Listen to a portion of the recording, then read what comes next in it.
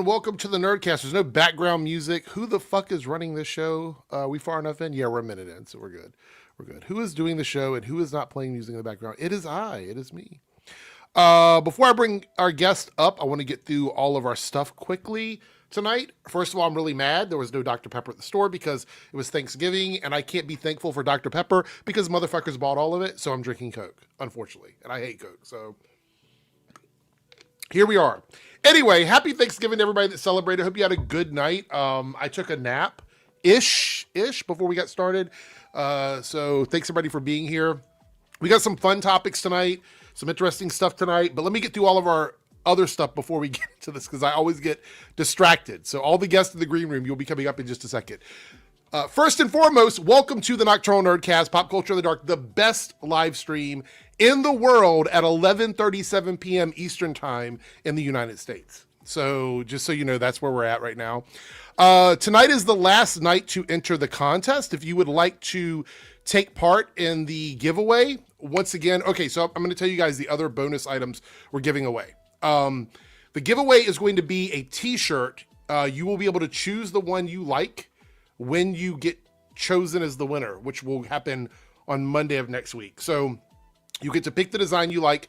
I'll pull them up on screen. You tell me the one you want, and I will ship it out to you myself. But if you want me to sign it, or if you want Paigey to sign it, because some people said they wanted Paigey to sign it as well. If you want either one of us to sign it, you have to let me know prior to me shipping it. So if you want that, let me know. The second item you'll be getting is a hat of your choice from the store as well. So if you would like one of the hats from the shop, then you have to let me know as well. The third thing is an optional thing. You can either pick one of these two things. I did a painting of the Flash. This is acrylic on canvas. And I will sign this and send it out to you if you want this. Okay, if you want this. Or your other option is, in 2026, you can join us as a guest on one of our streams. So if you've ever wanted to be on the stream, you can join us as one of our guests. So those are the awards for, or the rewards, not the award. What am I awarding? The rewards for the contest if you want to enter. How do you enter? It is the last night. Okay, so the way you enter is you get into the top 3 on the fan polls. So if you look at the top, it'll say top fans, either on the Debunks or Reloaded page. If you get into the top 3, you are entered into the contest. You do that by chatting and engaging, or, because it doesn't cost anything to enter, but if you want to boost up with XP, you can do super chats or super stickers. I believe those both count. And that will boost your XP, and it tells you how much that is in the top fans category. So 3 items. You get to choose a lot of variety there, colors and options. And yes, I will sign it if you want. If you don't want my signature and you just want the merch, we can make that happen. Okay. Secondly, we have 2 5 super chat goals in both streams, Debunks and Reloaded. And tonight I checked, it is any amount. So literally any amount will count. If we hit those 5, you guys get what's in the poll. And we're going to take a look at that after I bring up our guests, because we have 3 guests sitting in the green room. So let's bring up our first guest, who is very, I'm going to do it in order of the way they look to me on the screen here, because I don't know who got here first. We have Darren, who is Turkey Man, who says, please don't eat me. So, oh, you're muted. I can't hear you. Wait, hold on. We good now? Yes, now we can hear you. Okay. Streamer's been weird this week. Well, they added AI. You can do AI backgrounds now. I did you see that? That sucks. So I just for the hell of it, I tried one. This is what it gave me. Excuse me. Was this.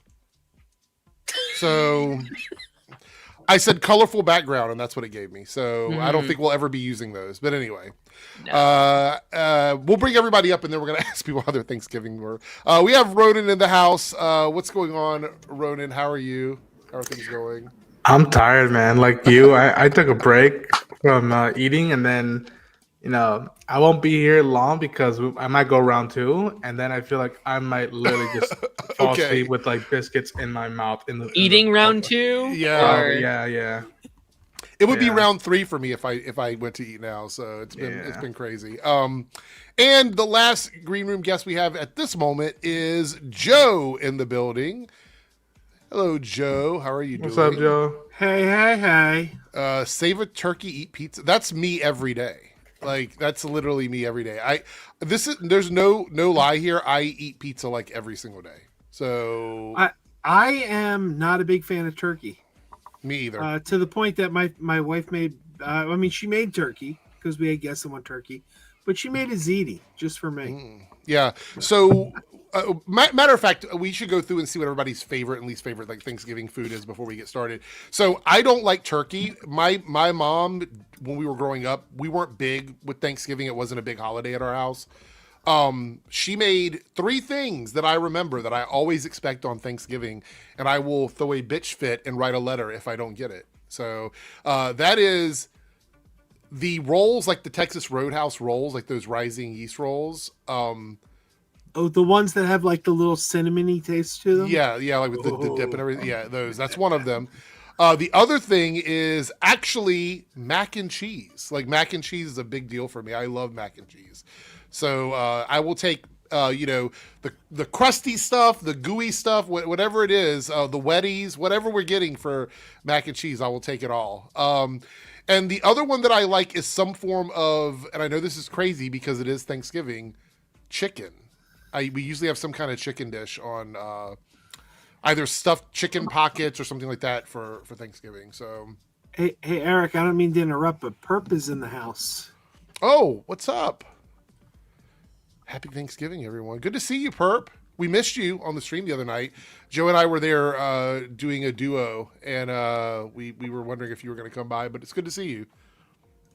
But those are my 3 things, and I love them for Thanksgiving. So as long as I get 2 of those 3, I'm not too angry. But if I had to choose one, it would be mac and cheese. Mac and cheese is one of my favorite dishes. I can eat it with like broccoli in it. I can eat it with like, the what is it? I usually get it from Domino's. Like the different types of cheeses, Parmesan, like the 5 or 6 cheeses in it. Like I love all kinds of mac and cheese. But I know some people prefer mac and cheese to be the actual macaroni instead of like the ziti or the penne pasta. I understand there are mac and cheese purists, and I sympathize with you, but I will take cheesy gooiness on any type of noodle usually. For me, it works. So, how about you, Darren? Do you have any favorites or least favorite Thanksgiving dishes? Anything off the menu that we don't normally see?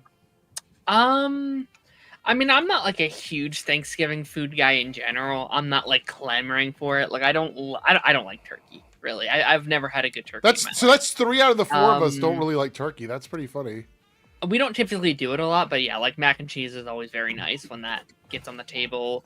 A good pumpkin pie or like a sweet potato pie is like the thing I think I associate the most with it. Dessert person, okay. Yeah, I like a good like cranberry sauce. Like that's something I also associate. Maybe a little bit of stuffing here and there. Okay. Yeah. I know some people that like stuffing but don't like the turkey. They're like, just give me the stuffing. I don't care about the turkey. So it's just funny. That's hilarious.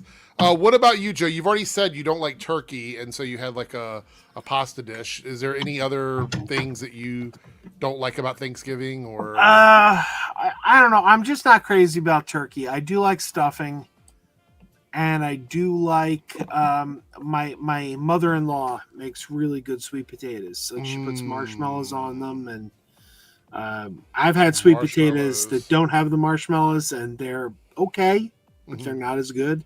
Right. I'm a sucker for marshmallows. Like my favorite candy is marshmallow Peeps, so I do love me some marshmallows. That's what I'm talking about. Were you talking about that though? Yeah, right before we went on stream. Okay. Yeah. As long as you were talking about it. He was standing on business. Exactly. All right. So what about you, Rhoda? You say you might go for round 2. Is there anything you love or dislike about Thanksgiving food? Like, do you have a favorite off the menu dish, or are you more of like a traditional Thanksgiving kind of person? I wish I was more of a traditional kind of guy. Especially right now, that'd say I have a lot of money. But usually we tried it once, went all out, and I remember having turkey and be like, I prefer grilled chicken. I'm like at this point. Yeah, I'm like, that's me too. Like I'll take chicken anyway, pretty much. so usually in years past, we would get like, all right, we're gonna hit up Popeyes, KFC, Poloco, and we're gonna go full chicken across the valley or across the barn. I guess I don't know how you want to say it. And the topping of it all, not literally clearly, but was biscuits, and that would be what I would be eating right now. Too. Because I love biscuits. I love biscuits too, especially the buttermilk biscuits, the ones that are like flaky in the middle. Those are my favorites. Yeah, and I love the Popeyes one, love the KFC one, but don't eat Popeye biscuits without something to drink, though. Yeah, I got my No, it's usually a little dry, but I do like them. Yeah.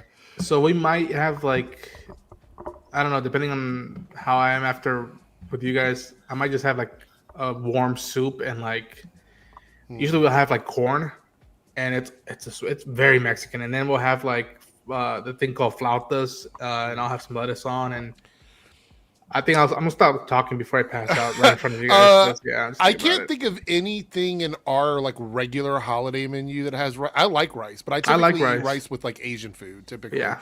Like if we do like a sweet and sour chicken or something, I'll usually have rice with that. But not with like the regular holiday stuff that we do. Usually I just eat, I don't know if it's red or orange rice. It's color orange rice the one I eat, but usually we'll eat it heavily during Christmas because there's tamales and there's candela and there's all this stuff, and so that'll be just like a appetizer for the evening. So the funny thing about today, and we'll read the super chats and then we'll jump into a topic, but the fun thing about today was when we were talking about what we wanted sort of off the menu from what we had decided, everybody picked like one thing. And I wanted some sort of a salad today. I was like, let's start out with a salad. We don't normally start out with a salad for Thanksgiving, but I really wanted one. And I'm a big like oil dressing person. Like I like olive oil dressing, based dressings, or like Olive Garden dressing, something with like a cream in it or whatever. I like those kinds of things. My least favorite dressing, and I know I'm going to be in the minority on this one, and maybe with everyone here, is ranch dressing. I hate ranch dressing. Me too. I hate it. Not my thing. Yes. Yeah. Cool Ranch Doritos suck. Yeah, I don't like it, right? I don't like ranch. I know some people do. They like to dip their pizza in it or something like that. I get it. Like, but for me, don't like it. So we had this salad come out. It was the one item that I asked for today, and I did not specify what kind of dressing I wanted, right? Because I've always gotten Italian dressing usually, or some sort of like a oil cream based dressing, right?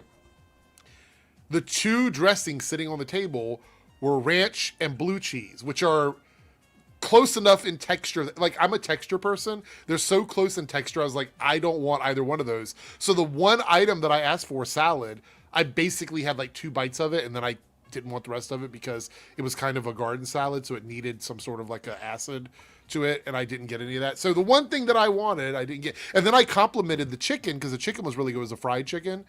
And it was the one item that nobody made. They actually purchased it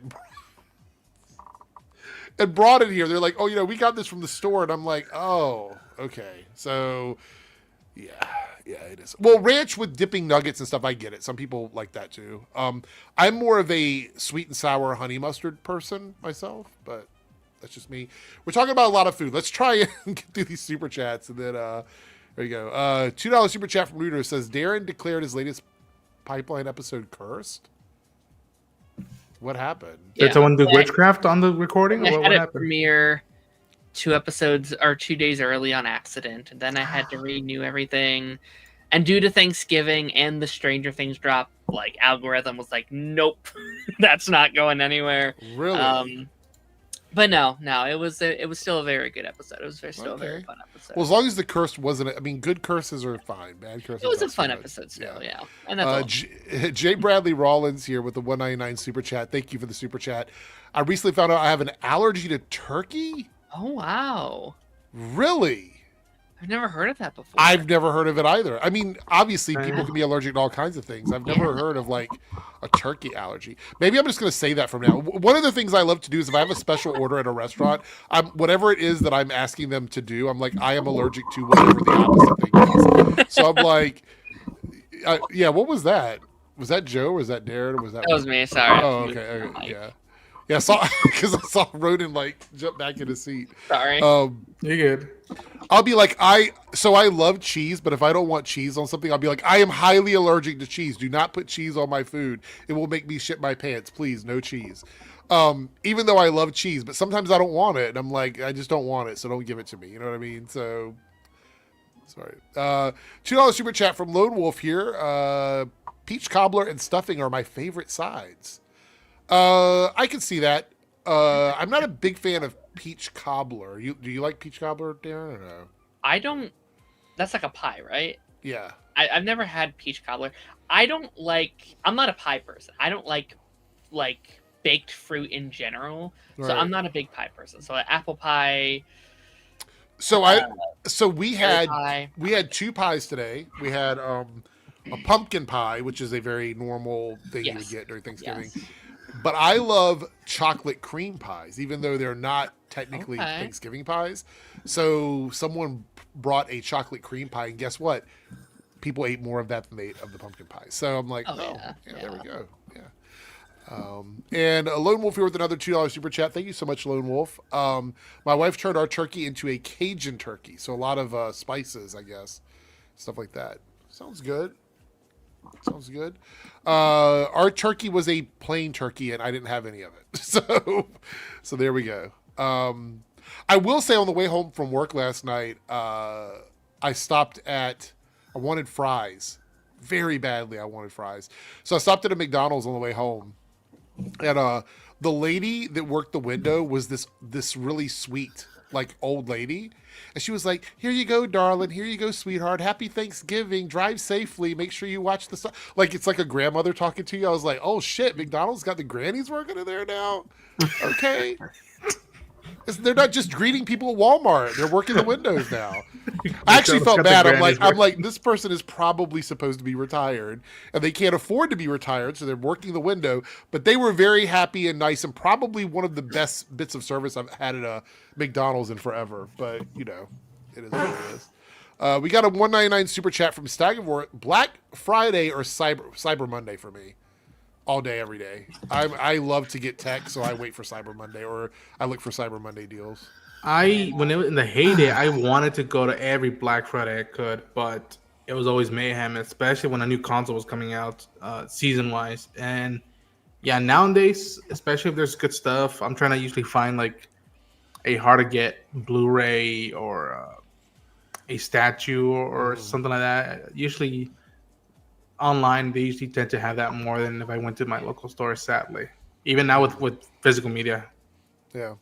Now, though, I feel like Black Friday isn't as much of a thing. Now it's just like the month. Like, it feels like no! Look, okay, fun story about that. Totally got me here, but you're right, because we had to get a new dishwasher. Our dishwasher went kaput, so we had to get a new one. Is that a people still use that term kaput? I guess maybe not. Yeah. Shit the bed, maybe? I don't know. Anyway, it went kaput, and we had to get a new one. And last week I ordered it, and the Black Friday deals were already on last week. I was like, so I was happy about it. I got we got the dishwasher for about $200 off, but I was like, they're doing it 2 weeks early now. They really don't care if people come into the store anymore. Yeah. So back then there were lines, folks, for the kids out here watching. People used to wait out in line for the day of, not even Black Friday itself, sometimes even Thursday night. Just to doorbusters. Yeah, just to get deals on, especially stuff like TV and like the high expensive stuff and whatnot. But like even now, like my Black Friday this season is trying to make my way to a Barnes and Noble and get the Criterion Collection like sale right now before it goes away, because I think we only have like a week left. I mean, there's still going to be some stuff you can only get in the stores. Like they're going to make it so you have to go into the stores for something. Yeah. By the way, we already hit the goal in the Reloaded chat, so thank you guys so much. We hit our 5 super chats already, so we will be doing. Actually, we're going to look at that poll next. Matter of fact, but we did get a member for 36 months from Latin Shark, South Texas Shark here. Darren vanished. I know. I don't know what happened to him. Are you going to buy anything this Black Friday? I do have one thing in my sitting in my checkout box, which is a 3D printer. I know it's going to go on sale. It's going to go on sale tomorrow, and so I will 100% be snagging that.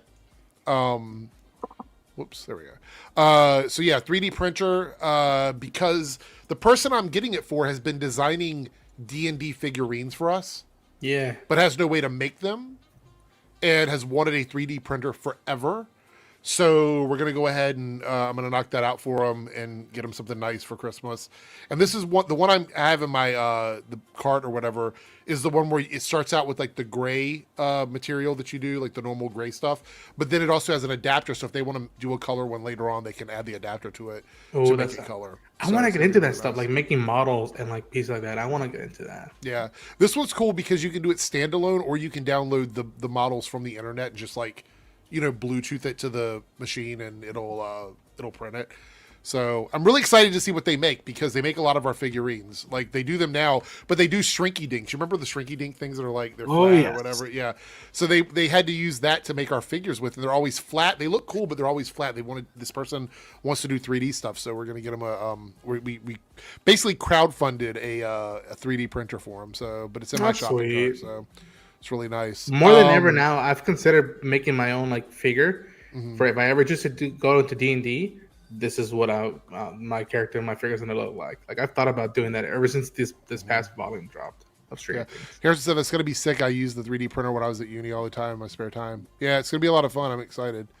And Chris here says, I have no patience for 99% of things, but Black Friday checkout lines seem to be the exception to the rule. I don't know. You figure it out. I don't know. Not me. All right, so let's take a look at the options for the poll.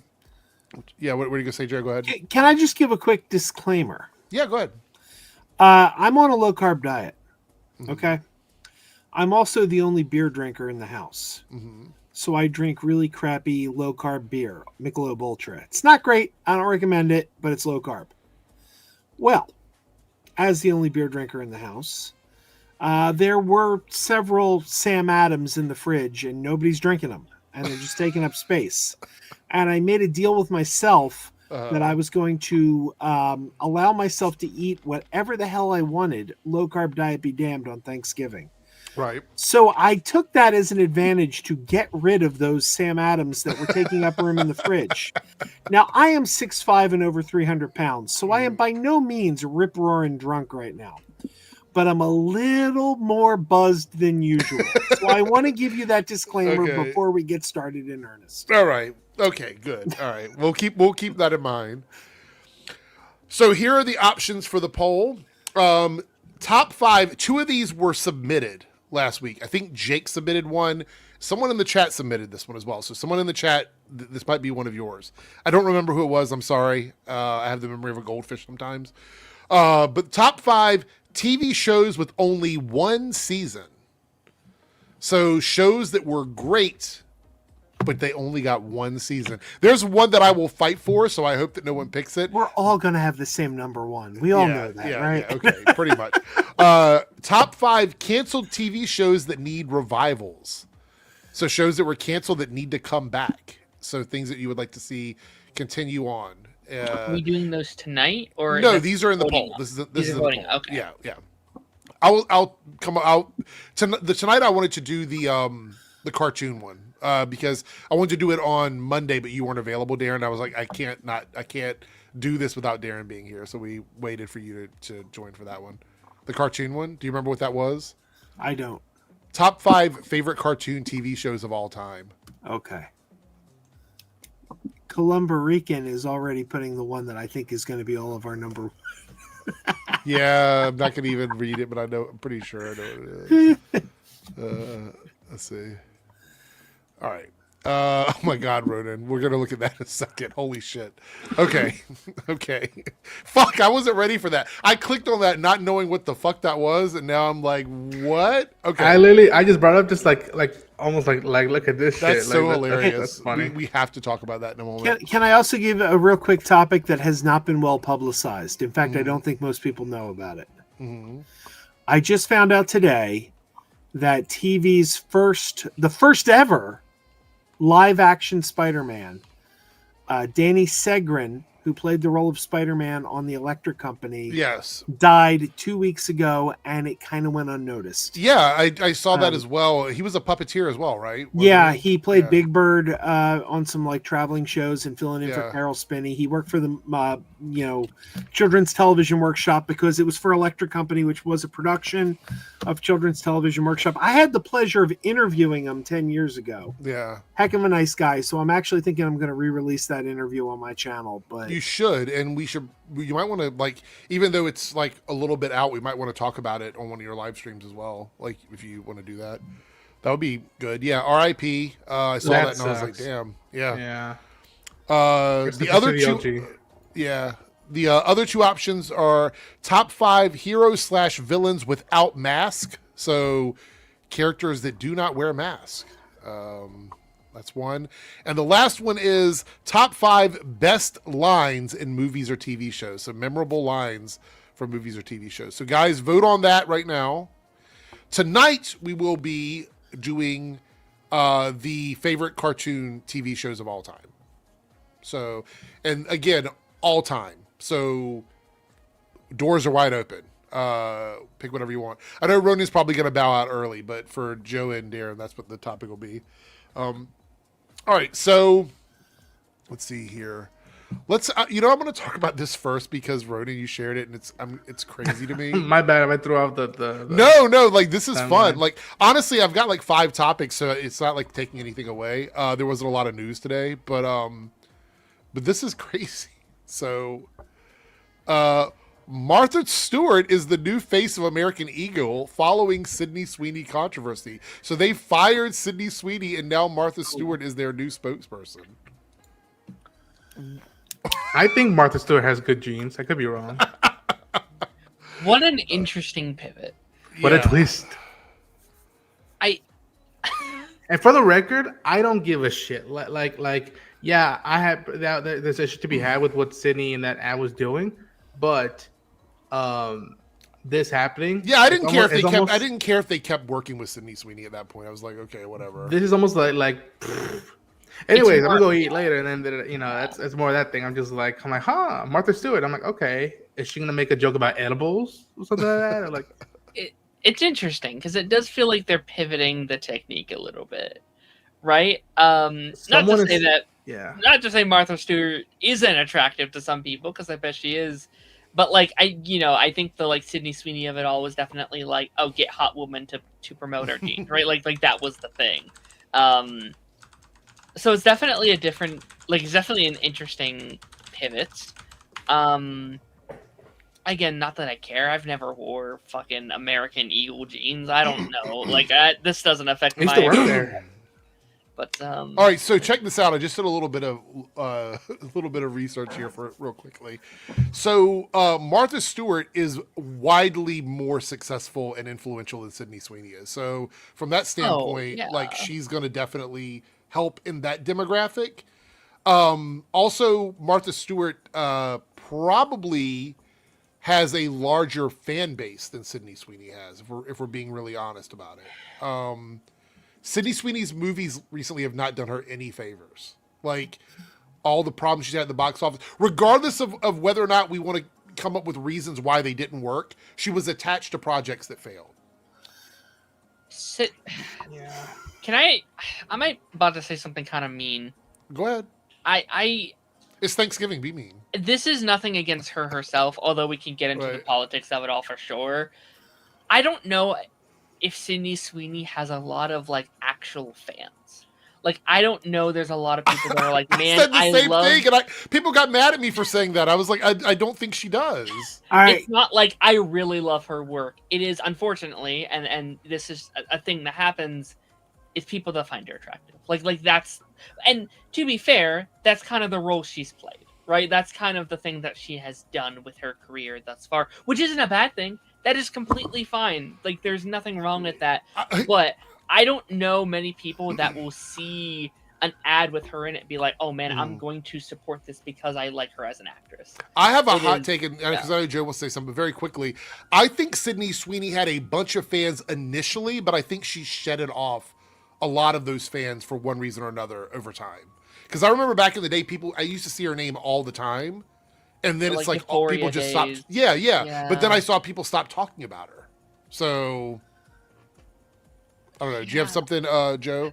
I have something. I don't want to sound too mean. I want to be as kind as possible. But I'm going to end up a little mean here. I think Sydney Sweeney is a terrible actress. Just terrible. I saw her movie Immaculate. She did that horror movie Immaculate. Yeah. And she was just so bad in it. And another movie came out at the same time with the similar premise, which was The First Omen. Light years better. Like, you watch The First Omen and then you watch Immaculate. Immaculate's embarrassing. And it's not politically correct to criticize a woman's looks. But since all anyone wants to talk about is her looks, I'm going to be honest here and say, I don't think she's attractive either. I've heard that as well. Like, you're not the first. Like, look, to be quite honest, a lot of people who are part of the right, where she was like doing all of that, like dog whistling to those guys, they'll clip out a picture of her face and they're like, you know what I mean? Like, this is what she looks like, kind of thing. No comment, just her face by itself.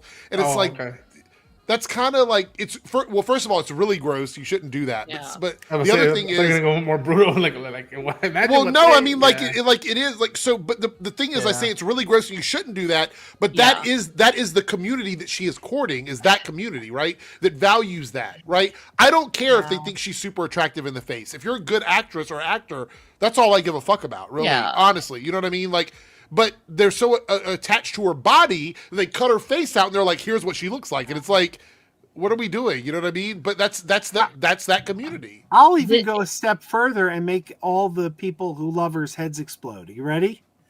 You know that woman who did the interview with her that all the memes were going on around about? Yes. That interviewer was more attractive than Sydney Sweeney. I knew you and were going to say that. Else? You know who else is more attractive than Sydney Sweeney? Brie Larson. And you know who else is more attractive than Sydney Sweeney? Rachel Ziegler. Boom, mic drop, I said it. And it's true. I mean, you know, not people. I think it's a very weird situation. I'll stop typically, I'd say I don't give a fuck. Like, really, like, I don't think a person's attractiveness should be in the conversation at all with these type of things. I think with her extent, though, it makes it a bit difficult because that is her brand. That's what I'm saying. So herself. Darren, I agree with you. She's been selling that. That's what the ad was. So it's hard. That's what the ad was. Yeah. It was about what she looks like. That was literally what the ad was. Like, it's like, ignore anything else about her. She's got good genes. It's like, so that's all the ad was. You know what I mean? It's a fair conversation because that's what she was selling. Yeah, you know? That is 100%. Like, that's how I took it. And again, it's so hard. It's that weird balance because it's like, obviously, I'm not going to be talking about how a woman looks when it comes to her. Just this conversation. But yeah, like when you literally have the like Euphoria thing come out where it's like, oh, she's going to have like an OnlyFans in season 3. It's like, well, we kind of have to talk about it because that's what she's in, and that's kind of how we have to talk about. Yeah. I want to say that also, funny thing, I just checked. After this announcement happened, their stock went up 5%. Really? So it actually went up 5% from where it was after they announced that she was taking over for Sydney Sweeney. But I gotta say something else though. I did not understand the backlash from the Sydney Sweeney ad. I don't like Sydney Sweeney, but the fact that people saw that ad and immediately thought eugenics like that, I was like, really? That's where your mind goes? Because you can have the phrase good genes when somebody's healthy, when somebody's fit, they say, oh, they got good genes. Good genes doesn't mean white. Like, I mean, you can have good genes and be white. You can have good genes and be black. You can have good genes and be of any race. Good genes just means that I think you're very healthy. You're very, attractive. I think we need to look. I think we need to look at the whole. Hold on, we're gonna watch the whole. Say what you're gonna say, Ronan, but we need to watch the whole ad. I want people to understand. Like the whole blue eye thing, like comment. So that's what I was gonna say. Like, there's more details than her just saying, "Yeah, I got good genes." Because at base level, it's a good genes. Like, all right, well, just 2 words, but I think at one point in some of the ads, she was throwing percentages and all this stuff. Yeah, it's more than that. But wait a minute. Watch it. I'm not here to tell you about American Eagle jeans. And I definitely won't say that they're the most comfortable jeans I've ever worn. Or that they make your butt look amazing. I want to say, by the way, Darren, your comments about like the way it looks, that's what this ad was. This is what I'm pointing out here. Yeah. Like, you know what I mean? Oh yeah. Yeah. Like Also- they hired her because people Well, what I need like to to look at Sydney. Like that was why they hire someone like this. Same with, I mean, even Madame Web. I thought the way they were marketing Madame Web was so silly sometimes because it wasn't like, oh, we have a new really good, really cool movie with these superheroes. It was, oh, our actors are hot. People find them attractive, so let's like seduce them with the ads for the movie. And it's like that almost feels like a real low for the superhero community. And I think, to like, be fair, I don't think I saw those ads for Madam Web. yeah, like, they're not good. and like even this ad, like, look at it, and again, I'm looking respectively. Like, look how where it follows her, and it just like, Yeah. Well, let's hear the rest of this. that. But if you said that you want to buy the jeans, I'm not going to stop you. But just so we're clear, this is not me telling you to buy American Eagle jeans. Sydney Sweeney. So that was one of them. There's another one here. this never one is the saw most that tame one one, I before. think. This was the most tame one. This was the one I was like, no big deal. She's telling me she's hot. I acknowledge she is hot. No, this one's fine. Tamed. Yeah. This one's I think There's- before yeah. you bring up the next one, like I think more than anything, like I'm never going to hate someone for doing an ad because 9 times out of 10 they don't necessarily have full control of that. They sign the contracts, they go into this. To me, it was a lot more of how she was responding to a lot of these things, especially the most recent interview of her just being like, "Yeah, I don't give a shit, I don't care, it's whatever." So Like, that's the one I'm like, I think this is the one that kind of set everybody off. There's like several of them. Genes are passed down from parents to offspring, Yeah. often determining traits like hair color, personality, and even eye color. So see there, that's the problem. Yeah. That's the problem because that is the issue people had with it. Like she's saying these things while being a white woman that is considered beautiful, and then she's saying these things are passed down and she's got good genes. That was the issue that people had with this. Let's go back here. I think that's the problem. Genes are passed down from parents to offspring, often determining traits like hair color, personality, and even eye color. My genes are blue. Sydney Sweeney has great genes. That's the issue. That's the I context almost there. so I'll say this because I'm not gonna do it, and I'm kind of glad I never did it. Yeah. But when it was happening, at first I was like, I don't really like. I'm gonna make a big deal of it, and then I saw the ad of like the percentage and all that stuff. I'm like, okay, I'm not. I understand why people might have an issue with it. I'm not fully having an issue with it, but it is something of like American Eagle. You know, you're playing with with matches. Like you're doing that, especially in the climate we're at right now. And I think the response two-way is that the whole Martha Stewart thing. It's a response that, from the looks of it, people are now, it's sad it took a year and change to know that like we're not gonna put up with a lot of stuff nowadays, and we'll call it out. And it doesn't matter if it doesn't work out. We're gonna keep calling it out. I was planning at one point for like a nanosecond of doing my own like ad like this, and I had some Ralph Lauren clothing, and I was literally I was playing on like I'm gonna shoot it. I was gonna do the percentage thing, but I wasn't doing Spanish, and it's gonna be Ralph Lauren, and I was gonna have, I was gonna Were there any satirical ones that came out after that? I don't know. TikTok, Maybe I bet there was a lot. Yeah, there's a lot on TikTok. Maybe I should have done it, but I didn't want to fall down. Like I didn't want to end up being a meme or something. But I literally was gonna have a friend of mine go, Ronan Unchained tiene buenos genéticos, like buenos genes or whatever. And I was gonna be like, I was gonna post up and be like, Ralph Lauren, you didn't pay me for this. If you want to, you can. But like, here, use it if you want to. I was almost gonna do it for like a nanosecond, but I was like, I don't want to,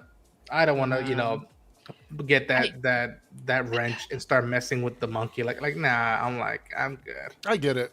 I would also say, just like really quickly, I'm sorry, Joe. I also just want to say, like, sometimes I think like there's a big campaign right now, like, oh, there's not enough sexiness in media and in commercials. Like there's some weirdos right now that are complaining about Wicked for Good because there's a tiny little sex scene in like Wicked for Good, and they're like, the children. And then you have ads like this where I'm like, I think this is a little too much for TV. Like if this was on around, I mean, like, her zipper was all the way children, down when the camera. You want to get people horny. It's a little too much for like live broadcast television. Like if I had a young Chowder on, I might be like, okay, don't like that's it's a lot. Right. But again, it's very weird to then like you'll have like a kissing scene in a movie, and those same people be like, Yeah. "What the fuck, Disney? You know, like what are you doing?" It's like the whole like internals thing. People had a fucking hissy fit about that. Yeah, like, that this was is so way weird. worse than anything that movie did. Like it's weird. It's that a blew weird my mind. goalpost People were thing. like, how can there be a sex scene? I'm like, you're telling me that people who've lived for a long time fall in love, So and at one point want to let normal, natural emotions out in one way or another? Like, you really like that's really like. And then after like a decade and a half of an MCU, we do it, and it's just like, it's like, come on now. And again, if Sydney and American Eagle had just what they did with the first ad, if that was it, there wouldn't have that been much of a commotion. And again, I don't blame someone, and I'm not here to criticize people if they want to express how they feel sexy and all that. Like I respect that in this day and age, especially with social media and what it can do and where we're at right now. But you also have to find a balance. You have to find a balance with this stuff, and especially those right now in power. You have to know that like you might be walking on a thin line, but if you're willing to walk that thin line, then that's your bear to cross. That's your thing to do. And I literally just dropped that link just as like a hey, look at this. Anyways, back to you. And it just I come, and again I remember I don't know if you guys saw her interview where she was just like, I love jeans. I wear jeans all the time. I remember, I forget who it was. I think it might have been Hassan who was watching the ad or the interview, and then he pointed out, somebody else pointed out, he was like, she's not even wearing jeans. She's in a dress with like a Gucci bag. Like what the hell? Wait, and what? Where at? So in the interview where like the lady was like, what do you think about this okay. response? Like, All it's right. crazy, right? I thought you meant in the ad. I was like, wait, no. No, I in didn't an see this. interview, Okay. yeah. She's just like, Joe, you had something you wanted to say? Yeah, well, two things. First of all, to respond to Columbia Rican, who says if you put Brie Larson in an ad, I would buy that product. I happened to buy my Nissan Rogue right when Brie Larson was doing Nissan I remember ads. the Now, ad. I'm not saying I bought my Nissan Rogue because Brie Larson was advertising it, but I'm not saying I didn't either. But what I was going to say is, look, I've only seen the second commercial. The my jeans are blue. I never saw that first one before. I only saw the second one. Well, I think there's like 3 or 4 of them, but yeah. Well, that's the only one I've seen, and I still don't see like. I mean, I think you can dig for the outrage, but I'll tell you, Joe, you're not the target for that, though. That's the thing. The target is the people that understand what she's talking about, not us. All right, maybe, but like to me, it reminds me of when Nerdrotic did the review of the Star Trek Starfleet Academy trailer, and he literally counted the white men. Yeah, he's like, look how many. There's not enough white men in here, and he literally counted the white men. And now, he was right. There aren't that many white men. But my brain didn't go there. My brain didn't watch that trailer and think, I need to count the white dude. But see, Joe, no, it's all part of the same thing, though. That's the thing. What he was doing and what Sydney is doing are the same thing, which is why your brain didn't go there. It's the same audience. He is doing that for a specific group of people, and she's doing it for that specific group of people. None of us here are that target demographic. I also think, like, I don't think they intended it as this huge racist thing. Like, I don't think they made the ad being like, oh, yes, this is what we're doing. The problem is the bad people are taking that ad and pushing their agenda onto it. Well, they also said that people were outraged about it when I hadn't even seen the ad. And I didn't know anybody had seen the ad. Yeah. So it was like, I didn't really care too much at that point. You know what I mean? And I then, still like, don't really it care also, that much, to be honest. like, I also think it comes down to just, like, how everyone responded to it. Yeah. Like it was such a like, who fucking cares? This means nothing. Shut up. Don't. And I still to this day, Darren, feel like it doesn't. I'm not outraged over it. I just recognize that there is an issue with like what was being said. You know what I mean? Like, I wish there was just a little bit more accountability, just a little bit more of just like, oh shit, sorry, yeah, that's a bit weird. Instead of just like, shut up, don't worry about it, don't, you know, like I wish there was just a little bit more of just them even being like, yeah, we'll just don't do any more of those kind of, like, you know how we know this? It's very simple. The people who were being dog whistled to started saying that everybody on the left was mad at this ad before people on the left had even seen the ad. You know what I mean? That was the issue, is they knew right away what she was talking about, and they wanted to get it circulating in the news, and that's what they did. And dude, as someone, I'll say this right now, as someone who leans more towards the left and the fucking right, at first glance, I was like, okay, she's hot. That's not news to me. But when I watched the second one and I saw this stuff, I'm like, okay, I can understand that angle. And again, it goes all the way to intent and acknowledgement. Like, and we've said it before. This whole storm with her, if she would have just said, yeah, it wasn't my intention, at least, to make anybody feel weird. If that is the case, if that happened, I apologize, but know that it was just an ad for jeans that I was just doing it. Something as simple as that, a few sentences, a few words, and then like, okay. Why again? And Jay Bradley here says, if any other actress with any other color of skin, those same people would be cheering the ad on. It's phony outrage. The internet isn't reality. I would say there's a specific reason why they picked a white blonde girl with blue eyes to do the ad. Yeah. Like that's the whole drama in a nutshell. But look, ultimately, what Janice says here, and we're going to move on because I think this is important. It's so stupid supporting a product just because you see people advertising to a product, companies trusting that foolishness. I would agree with this. I don't think you should ever look at an ad and go, I'm going to buy that specifically 100% because a celebrity is endorsing it. But Martha Stewart came in and she said, you know what, 4 to 5% increase in stock value. Grannies are on look, the old lady stuff is working. They were at McDonald's the other day. Now we have Martha Stewart's advertising for American Eagle. I feel like we're heading into a Golden Girls era. Let's make it happen. Can I real quick throw Martha Stewart under the bus? Oh, Go ahead. Go ahead.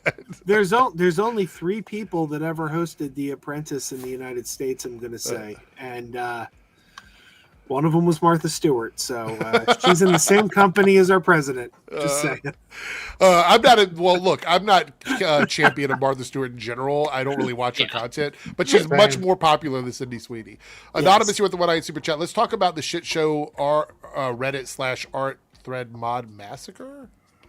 The hell? I don't know enough about that to talk about it. So if if you want to, if somebody knows anything about it, I'll be glad to talk about it. But thank you for the super chat. This is Cody chiming in here about Sydney. Now, Cody, I know, at least back in the day, was a big fan of Sydney Sweeney. Correct me if I'm wrong. Yeah. But I'm pretty sure that Cody was. $20 super chat. Thank you so much, Cody, for the $20. Here's what Cody has to say. A lot of her movies are indie movies. Honestly, I've always been a fan of her actual work. So Immaculate was a passion project for her. Booked it years ago, and then it was scrapped, and then she bought the rights to it.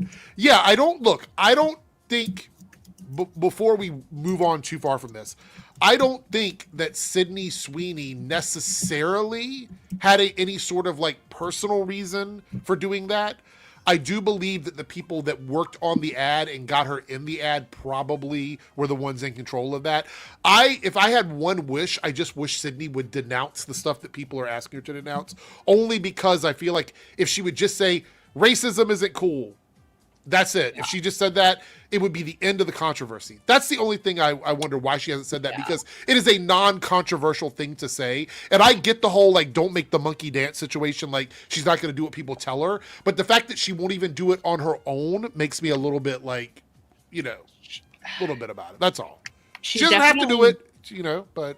She's definitely, I think, one of those celebrities that are very fence-sitting, where it's like, you kind of know where they stand politically, but they refuse to address either way. Where it's just very much like, she kind of hints at where she. Oh my gosh! But you can't say anything.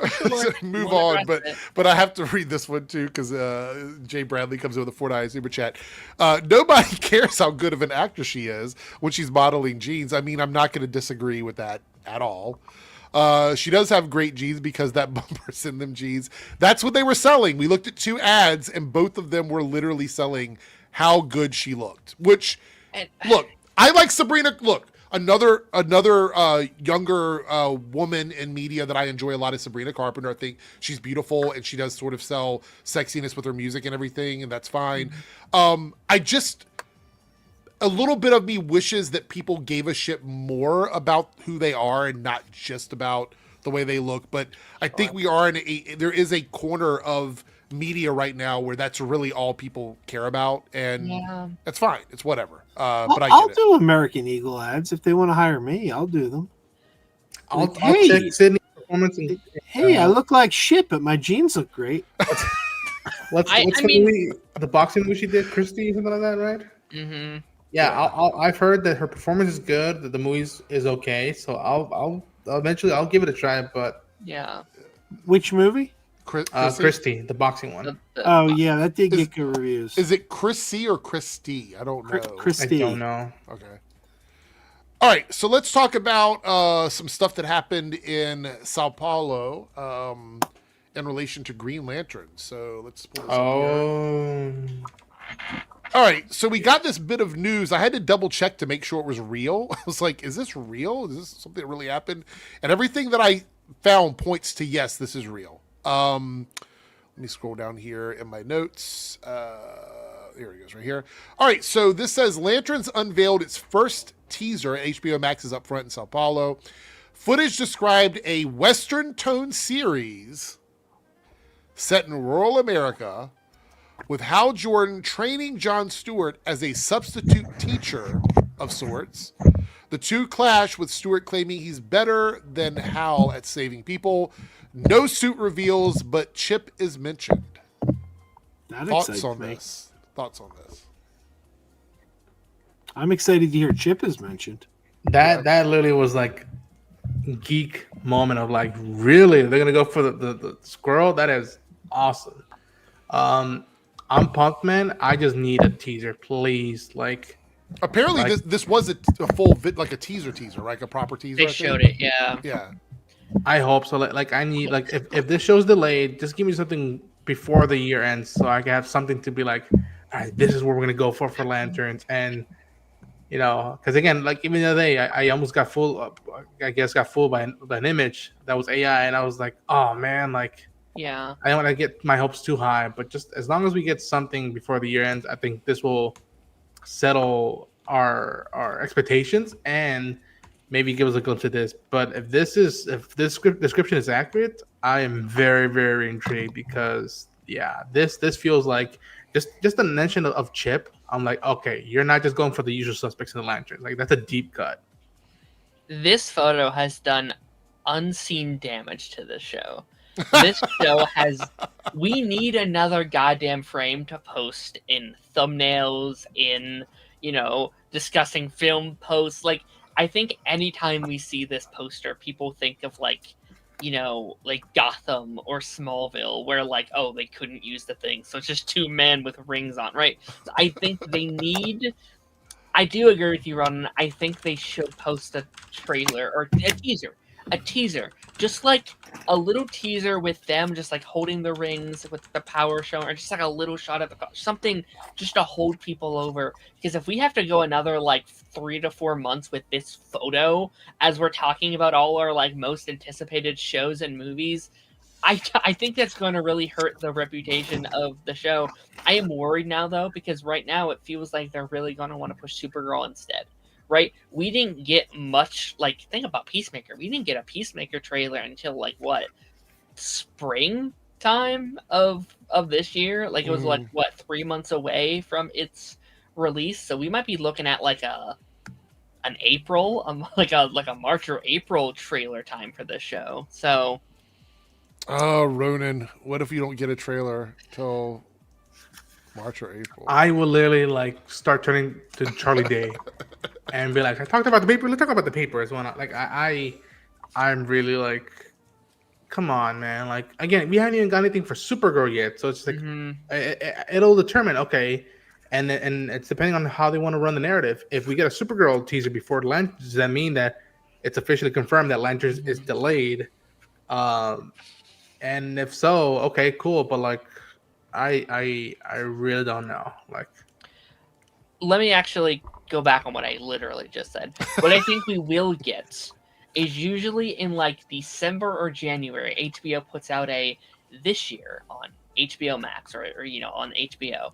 Around this time last year, we did technically get our first official footage of Peacemaker. It was like 2 seconds of footage, right? But maybe that would be enough. Just show like Jon Stewart in the suit. Just like a shot of him in the suit for like, we'd be like, oh, there it is. That's what it looks like.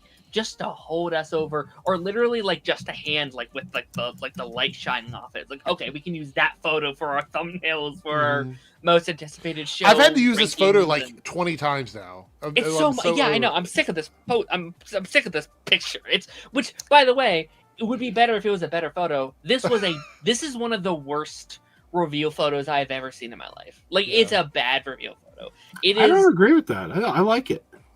I don't mind it. Yeah. If you didn't know what this was, you wouldn't know this was for Lantern. Hold on, let me pull up just the. I can see picture that. here. Hold on, let me see. Hold Like, on, it wait. looks like it'd be like some like NCIS Milwaukee or something. Like if this didn't have So- DC Film News on it, you'd be like, Yeah. "Oh, this is another Lone Ranger. yeah, it's Texas Ranger. What is Walker Texas Ranger or whatever? Yeah. Yeah. See, I like the subtlety for a reveal picture. Like, I mean, we'll later on get full trailers that show them in the costumes and stuff, but this for an initial reveal, I think it's perfect because So- you want subtlety in your first image. I think. I'll say this. Give me 30-second teaser for Christmas now at this point. Yeah. And then for the Super Bowl, give me a 1-minute Kit- trailer. And then if it really is delayed, as we get close to March or April, drop the official trailer. That way you're really holding back on info and stuff that people know. But like, when did this image come out? Was this in the summer or in spring? I This think is they like pushed it back early to this the year, I think. yeah. Like, this is early 25. Yeah, like, come on, man. Like, So- yeah. I'm going to be really controversial because I'm Oh. shifting back into where I was earlier with the show. I don't want a grounded, whether it means like a grounded, like literally grounded investigation show with these guys. I don't want any sort of like nuance or we're going to talk about the rings. We're not going to use the rings. I need this show to be a Green Lantern show. That's what I want. I don't want this to feel like the CW. And I mean that in the most respectful way possible. Like, Well, the this has CW to didn't shy away from putting them in costumes. well, Post no, Malden. but I mean, like, budget-wise, this is an HBO show. I need to see Yeah. that budget up there. This needs to be like Superman and Lois level for me. Like, Yeah. it needs to be. It doesn't need 100%. to look. It doesn't need to feel to me like they're trying to save money by doing some artsy show. Like, I don't want it to feel that way. I want everything they Yeah. do to feel intentional. It has to be intentional. If I even for a second see something that looks like them cutting corners, like, oh, we lost our rings for 4 episodes. No. Yeah. No. Even the flying, I don't know, for the first 30-second teaser that I pitched, I don't even need to see them flying in those first 30 seconds. Just like just more stills and then like a sequence or so, and then just maybe one of them or both of them in the suits, and that is it. And then you hold off the flying for the Super Bowl ad or for your first official trailer. I'm fine with episodes with a little bit without it. I think a good example of this is Stargirl did a really interesting thing with their show. Is that show, you would sometimes go 3, 4, or 5 episodes without fight scenes. Maybe a little thing here or there. But when they had a fight scene, it was the greatest fight scene you had ever seen in your life. So if it's something like that, we're like, okay, they have 8 episodes, they really have action scenes in 4 of those episodes, and the other ones are setting the story up, setting the mystery, setting these dynamics. I am personally okay with that if what you are bringing to the table is these big dynamic things. Because the way they've described it, I don't think it's an action show. Like, inherently. I think it is a mystery show first. I think it's more of this detective kind of show, which I think works if you can back it up within the like comic book genre. Because yes, people are coming to see the rings and the powers and all that stuff. Actually, good example of this right now. Welcome to Derry right now. They waited into spoilers if you guys are not caught up with the show. They waited until episode 5 to show off Pennywise. But it works because those build up episodes to it, make that reveal so worth it, and makes it such a huge moment. And you just have to write it properly. You just have to approach it with the right tools in the shed, I guess. Yeah. I just can't do we have watched far too many of these shows to fall for the we don't have money shit. Yeah, You know what sure. I mean? Like They have we the have money, watched too many of these shows. When Barry Allen on The Flash would be like, "Oh shit, I lost my speed for half a season." You're like, "Why? Why?" It doesn't, and it happened every season. There was at least one, maybe two episodes where he didn't have his powers or he couldn't use his powers. It's always a money-saving, cost-cutting thing. This show needs to not be that. If they want to give me like a grounded, gritty Green Lantern show where everything feels like it's written to serve the story, I'm totally down with that. But but this picture being the only picture is giving Timu. Like, I need to see something else.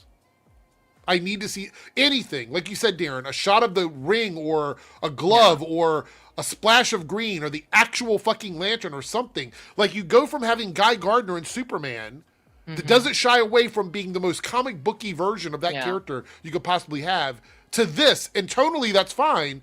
But where is it at? It's not giving Green Lantern to me right now. Yeah. Where's Kyle Rayner?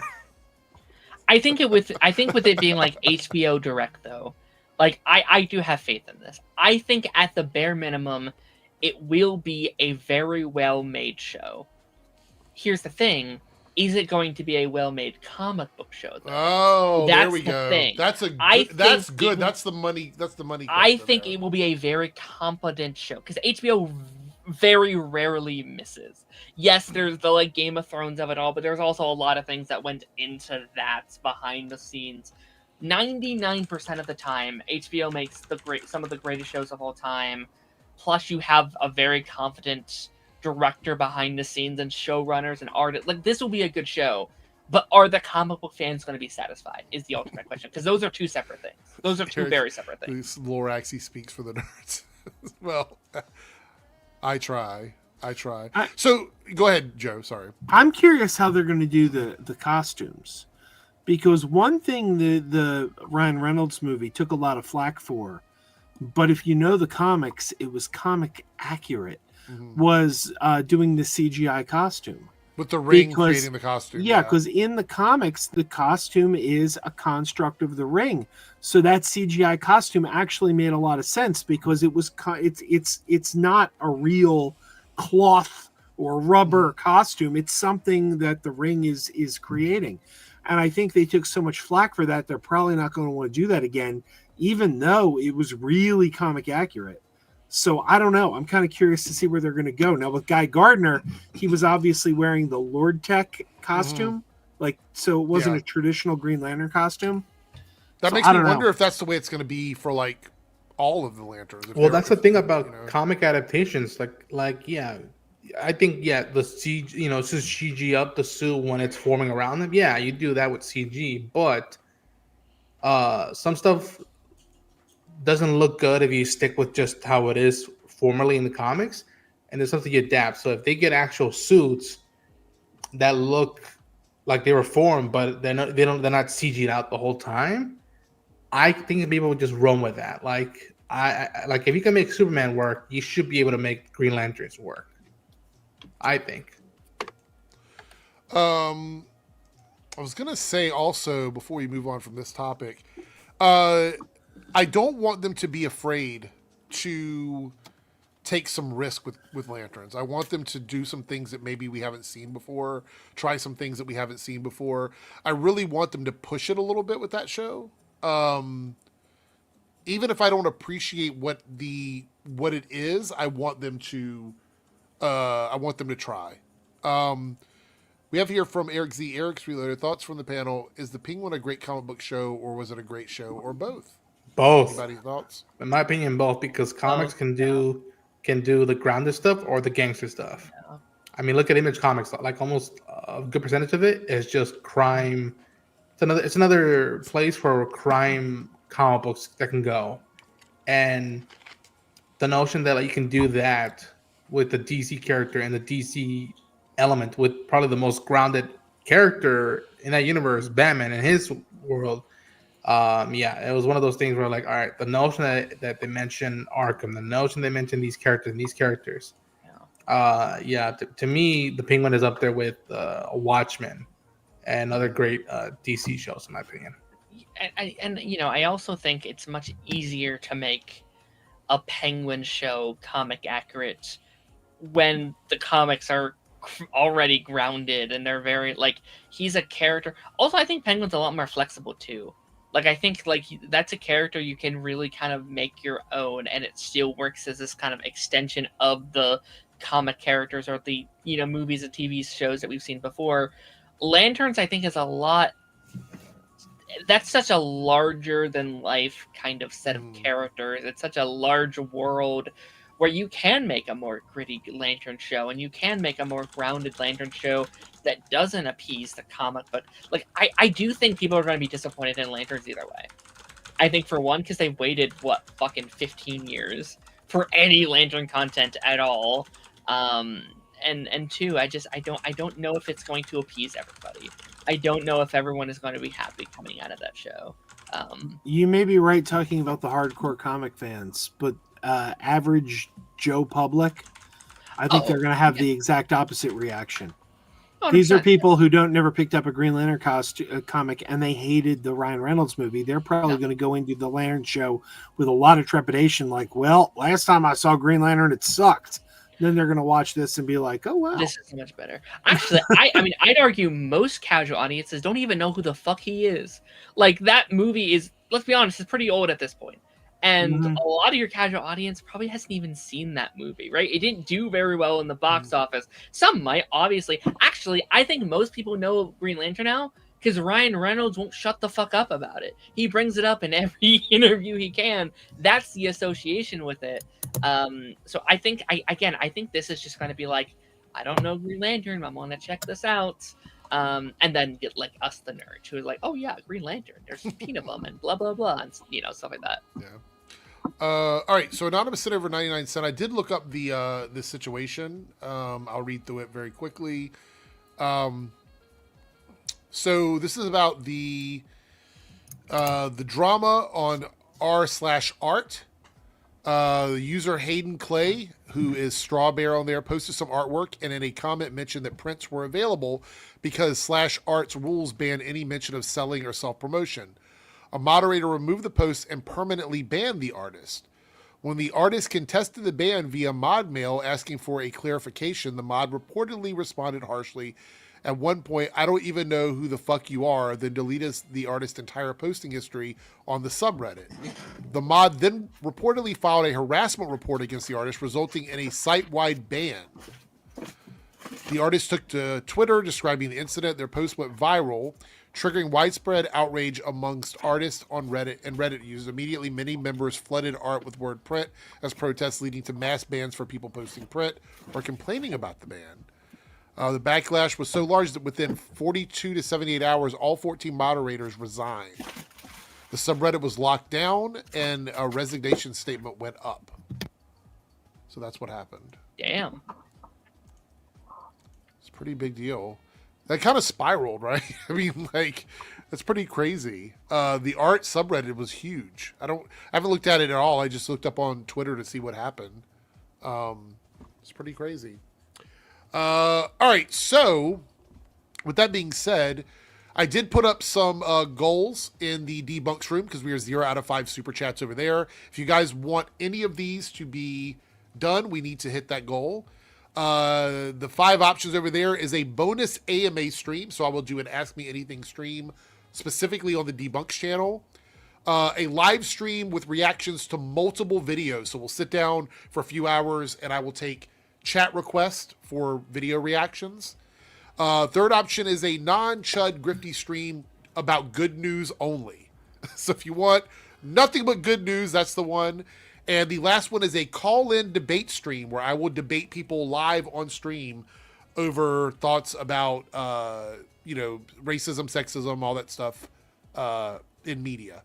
So if you're on the Debunks channel and you would like for me to pick one of those options, you can do a super chat over there to reach the goal. If you don't care about any of those, then, you know. Anonymous says, not all mod resigned. He kicked the mods. Wow. Well, there we go.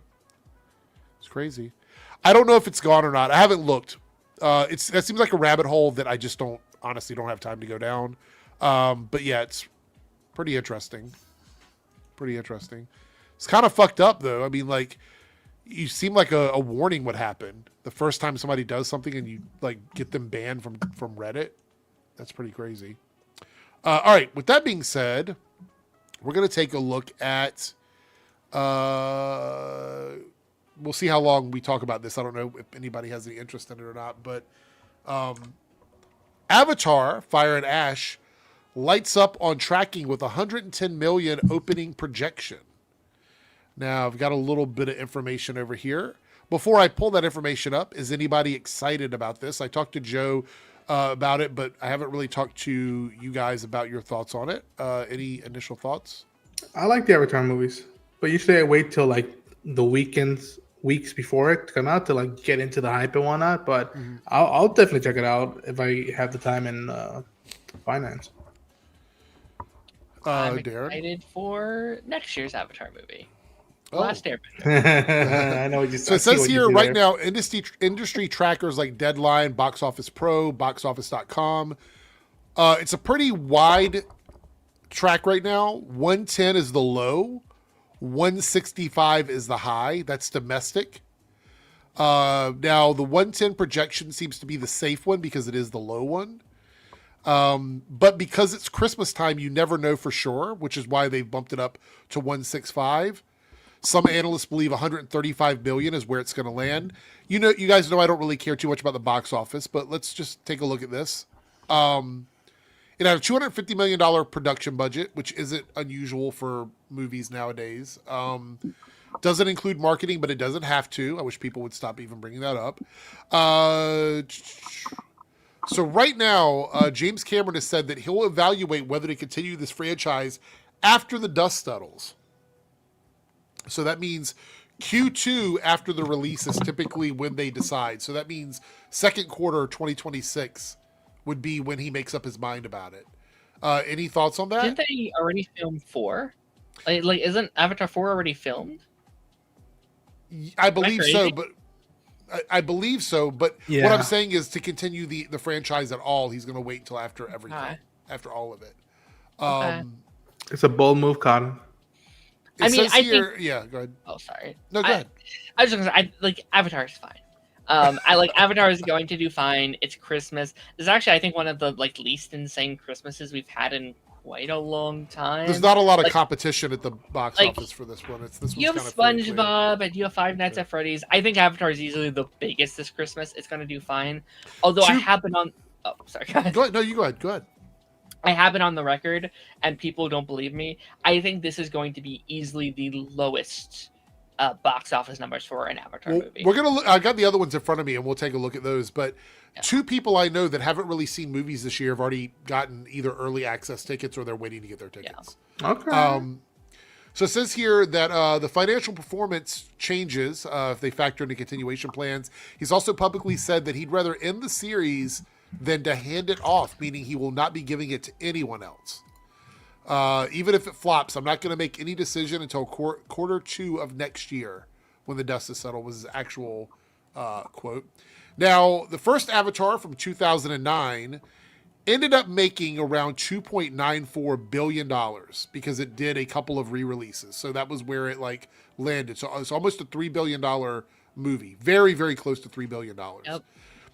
The Way of Water ended up doing 2.34 billion, which is not a massive drop. That's still very, very, very close Over $2 billion. to that number. Yeah. And the thing is that the opening weekend for that one was around 134.1 million for opening weekend.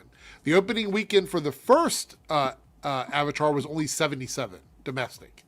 Yeah. So that was an increase for domestic opening for that box office. Let's see here. So it says also that the information I have here is the Avatar franchise has lucrative ancillary incomes, meaning like theme parks, tie-in licensing, merchandising. They said that somewhere north of like $3 to $4 billion worth of merchandising sales off of the Avatar franchise. So I think this is in pretty good hands in terms of like finances. But my question to you guys is, outside of the interest in it, do you see this being like a big, huge like moment where James Cameron starts making multiple projects around this, or do you think he's going to wrap it up and be done with it? Because he says he's not going to hand it off, meaning Avatar will only happen if he's directly involved with it. So no TV shows, nothing like that. He's not going nowhere. Like, this is still like, again, even if this does do less than the previous one, this is a huge IP. It's around Christmas. I think it'll probably be around the 800 to 900 million range at the minimum for this one. And again, like, what? He's already done work on like 4. He's talked about up to 6, and like he's even talked about like, oh, maybe I'll even go further than that. It's like this is his life work at this point. Like, I don't think he's going anywhere else for a very, very long time. I would like to add, just to like what you were saying previously about like why the others did so well. Like, that first movie was such a weird scenario where like around the time it was coming out, there was a reason it made so much money, because in theaters for such a long time, plus the like re-releases helped it. 2 did so well because it was basically a legacy sequel. It came out 10 years after the previous one, so like everyone, that was the marketing gimmick. It was like, oh, it's back after 10 years, you have to see this. There's not that gimmick for this one. There isn't, oh, this is the first Avatar in 10 years. Last Avatar movie was 3 years, or like 2 to 3 years ago. Well, I would say there is sort of a gimmick. We're going to be meeting like a tribe of indigenous people who are not good. They're like villains. So I think that's a Is it a big enough gimmick? I don't know. I feel like the marketing hasn't done a good job of like framing that in the marketing. But I think that does make it slightly different from the other 2 movies. I just meant like on a culture standpoint, outside of the film itself. Yeah, right. like okay, A way to sell it. Yeah, like there's no like Barbieheimer Avatar 2 That's thing fair. where, like Yeah. you have to like, oh my gosh. Like, I don't think it's going to be as much of an event movie as the other ones were. With that being said, it's still going to be one of the highest grossing movies of the year, I think. It's still going to do incredible. I just don't think like $1 billion, $2 billion range like the previous ones were. The big question will be now, I'll be like, okay, it didn't wait over a decade. How is it going to be? Go find out and go watch the they movie. should have waited 10 years and put it out in 2029 or something like that, like after the other one. So Yeah. I don't know. First of all, I have no interest in this movie. I saw the first 2. I didn't like either one of them. I saw the second one as a favorite of my wife, and I fell asleep. And she said, I won't make you see the third one. So since she's not making me see it, you couldn't pay me to sit through the third one? You're not going to review it, Joe? No, I won't. But that's just me. I'm not. Now, as for how the film will do in general, I think nobody has said it better than John Campea. John Campea said, the question isn't, will this make $1 billion? This will absolutely make $1 billion. The question is, will this make $2 billion? Right. The last one made $2 billion. I don't know this one's going to make as much, but I think he's right. It'll definitely hit $1 billion. Here we go. JYCV 2025 goes, the movies were so simple yet emotionally connected to the general audience. Cameron's themes of environmentalism does show a lot of his movies. First one was about the forest. Second one is the ocean. And this one's going to be about like the desert and the mountains, I think, is what it looks like. The fire mountains, the volcanoes and stuff. I kind of agree with JYCV's comment. Yeah, because I don't know. It's one that like I don't think about every yearly, like every year, every month, or whatnot. But when I do think of stuff in the forest now or in the ocean, I do think of Avatar nowadays with this stuff. And like I said, once we get closer to the movie, that's when I'll start be like, okay, right, get my tickets, make sure I'm good for that day, because it is, I think, visually impressive enough to be worthy of watching on the big screen. Okay. Like at the very minimum once, I think. So we got a $2 super chat from Anonymous here, and he or they are asking about my adventures with Superman. I don't really know much more about it. I haven't really heard much about it recently. So I haven't heard much, but it has been renewed. Yeah. What about you, Ronan? Did you say? Oh no, okay. Well, so I'm gonna say that I'm gonna head out now. I'm gonna head out before I let Darren because I know this is Darren's department. But yeah, muchachos, happy Thanksgiving or happy late Thanksgiving. I'm gonna go crash out and I'll see you when I see y'all. Okay. Yeah, buddy. Yeah. Happy Happy Thanksgiving, bud. Thanksgiving. So, Darren, have you heard anything about this? Because I know you keep up with animation a lot more than I do typically. We've heard nothing outside of it went into production last year. Like it's now been about a year and a half since we've had a new season of the show. So if I was a betting man, I'd say we'd be hearing some things pretty soon. I would imagine maybe it's like a spring or summer of 2026. But maybe they're trying to steer away from Supergirl, so maybe it's like an early release. But what if they do a reverse? Because we know it's getting a spin-off, My Adventure with Green Lantern. Yeah. What if My Adventure with Green Lantern comes out and coincides with Supergirl? And then My Adventures with Superman comes out and coincides with Lanterns. It'd be funny. Yeah, That'd be cool. But also, says, just and then like the Fire Nation attacked about the Avatar thing. Sorry, just put that up there. Thank you. No, it's very funny. Also, we've heard nothing about the Caped Crusader, which came out even before the last season of My Adventures. Like that's I the big feel one. like this potential sale of Warner Brothers has everything sort of in a Stalemate. pause at the moment. Anyway, Lone Wolf with a $5 super chat and a channel member. Good to see you, Lone Wolf. DM you 3 things on Discord. One of them is funny. The other 2 are interesting. Love to hear your thoughts on these. Well, thank you. I'll take a look at them, and we will maybe cover them. Not sure. I have a rule. Typically, we have to have 4 people to do a list. And every time we have 4, we always lose one right before the list happens. It might get to the point where we have to do the list at the beginning of the stream and then do everything else later. Anyway, we'll see. We might end up doing it anyway, even with just the 3 of us. But I'll take a look at those in a second. Lone Wolf, thank you. All right, so the other thing I had here is one of the main topics, which, let's see, let me pull the article up. So I want to hear what you guys think about this. I did a little bit of number crunching and a little bit of research on it, but it seems to be the hot topic at the moment. And here we go. Marking it there. Simo Leo says Asian representation of Hollywood remains fucking appalling. Put some Asians in literally anything right now. The amount of backslide in our representation on screen is fucking appalling. Studios think we are risky. No Asian actor has ever lost a studio even close to $100 million, but a white dude will lose $200 million twice and roll right into the next tentpole lead. We're fighting a deeply prejudiced system, and most days it sucks. Now, I read the whole article. This is the full block of text from him. He's got a couple other things he says, but this pretty much is a very good summarization of the whole statement. Any thoughts on this? Because we're still waiting on Shang-Chi too, by the way. So, I mean, I don't know if I'm the right person to tackle it. Right? Well, no. I mean, you don't have to tackle this specifically, but what are your thoughts on the fact that it seems to skew that like white male actors are getting opportunities even after being in flop after flop after flop? I'm looking at you, Jared Leto. You know what I mean? Like, what is the... No, like, I do think the Asian community is in probably one of the worser spots in terms of, like, the film industry. Because it does feel like most of the time when they are getting roles, it is very... the stereotype. I mean, even look at Shang-Chi. Like, Shang-Chi is a great movie, but it is still the, like, kung fu martial arts project. Like, there aren't a lot of, like, Asian-led properties that aren't, like, super stereotyped, and it's about tied to culture 100%, and there's not a lot of deviation like from that. A great mystical artifact and, like, those kind of things. Which, again, I love Shang-Chi. I think that's one of the best, like, post-MCU stuff.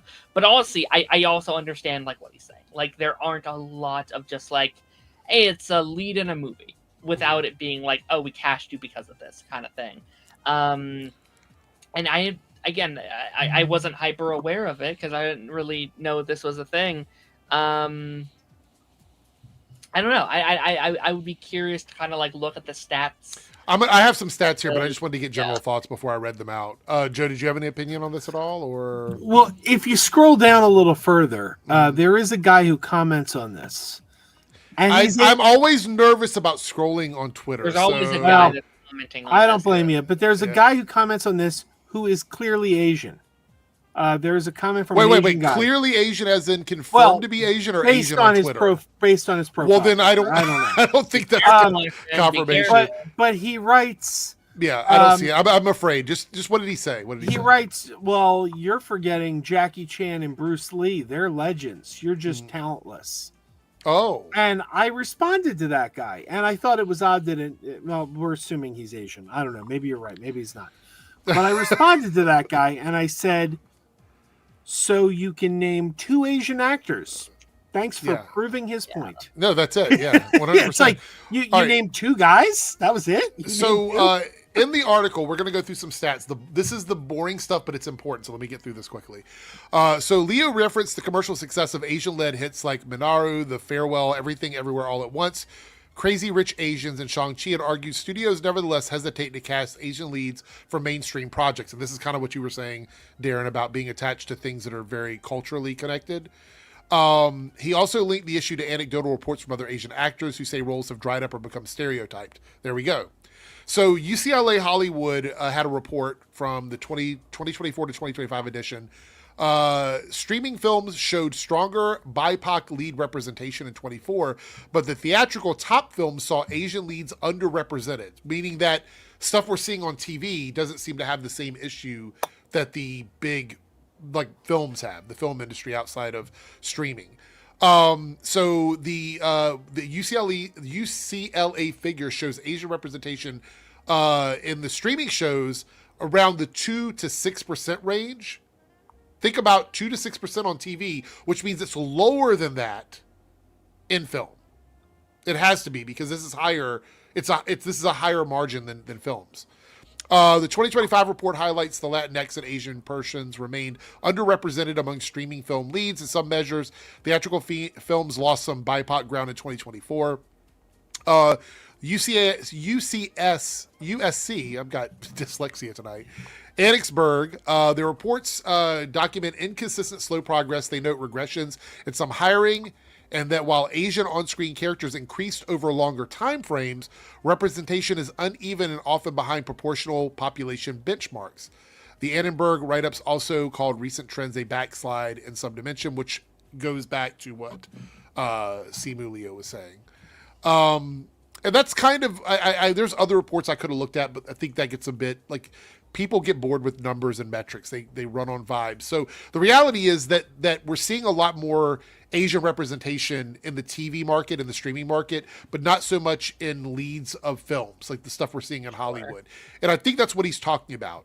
I also think that if people are attacking him personally, you're literally ignoring anything that is being said. Ad hominem attacks that don't address the actual issue are a bit regressive, in my opinion. It's fine to have a different opinion. It's also fine to challenge something that someone is saying if you have something to back it up. But what he's saying is absolutely true. We have numbers to prove this. So again, I've seen a lot of videos attacking him for this position, but the position is accurate. Yeah. You know what I mean? So it's like, are you arguing because you don't like what he's saying? You don't like him? Because you don't have any real argument against this. 6% is the highest metric we have, and that's on streaming services. Right. So it is uneven. Now, where you go from there is different. What's the reason it's uneven? Is Hollywood not interested in, using Asian people in non-cultural media? Is that what it is? Or do they feel like there's a market that more benefits the Asian community outside of Hollywood? Is it just the Hollywood market that they don't see it that way? I'll be honest, there's a lot of foreign language films that come out that are Asian specific, that's the community that made the movie or is the cast of the film, or it comes from one of those markets. And they do have a lot of media out there, but Hollywood specifically seems to be lacking in that department. I don't know what we can do to fix it. I mean, I think that there just needs to be more media that allows people to have a broader range of roles. And right now we're in a very narrow time when it comes to Hollywood. When it especially with the theaters being in the position they're in now, I don't know if they're going to take any risk. You know what I mean? I don't know if that's what they're looking to do. So, I would argue it isn't just the Asian community. Like, this is a problem all around. Where just let's be honest, Hollywood is just built by straight white men. That's just how it works, unfortunately. Not to say that's how it should work. It definitely shouldn't. But the same argument can be applied to female-led projects, to LGBTQ plus projects, to the Black community as well. Like, this is something that goes all around. Like, I could, just to equate it to something I have talked about. There are very few queer-led movies that aren't about coming out and them being queer, right? Like, there's not a lot of that stuff either. So it's this is just an overall conversation, and it probably doesn't help that you've had now for almost 10 years people being like, well, we don't want this shit. Get this shit off our screen. Right. But even when it performs well, they still get the same backlash. That's the thing. Look at Captain Marvel. Good example. The movie made over $1 billion, but there's always excuses made for that movie. It's women can lead movies that do really well. There's no excuse to not have a woman in a lead role. But Hollywood keeps shying away from it because you have all these angry men online that just keep screaming about it. Remember when Snow White failed? And Jeremy did that video in his car, and the subject line was, "We did it, boys." Yeah.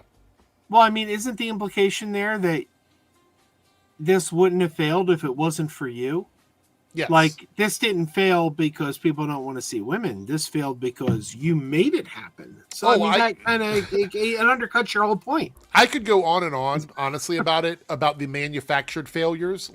For example, the campaigns online to manipulate scores.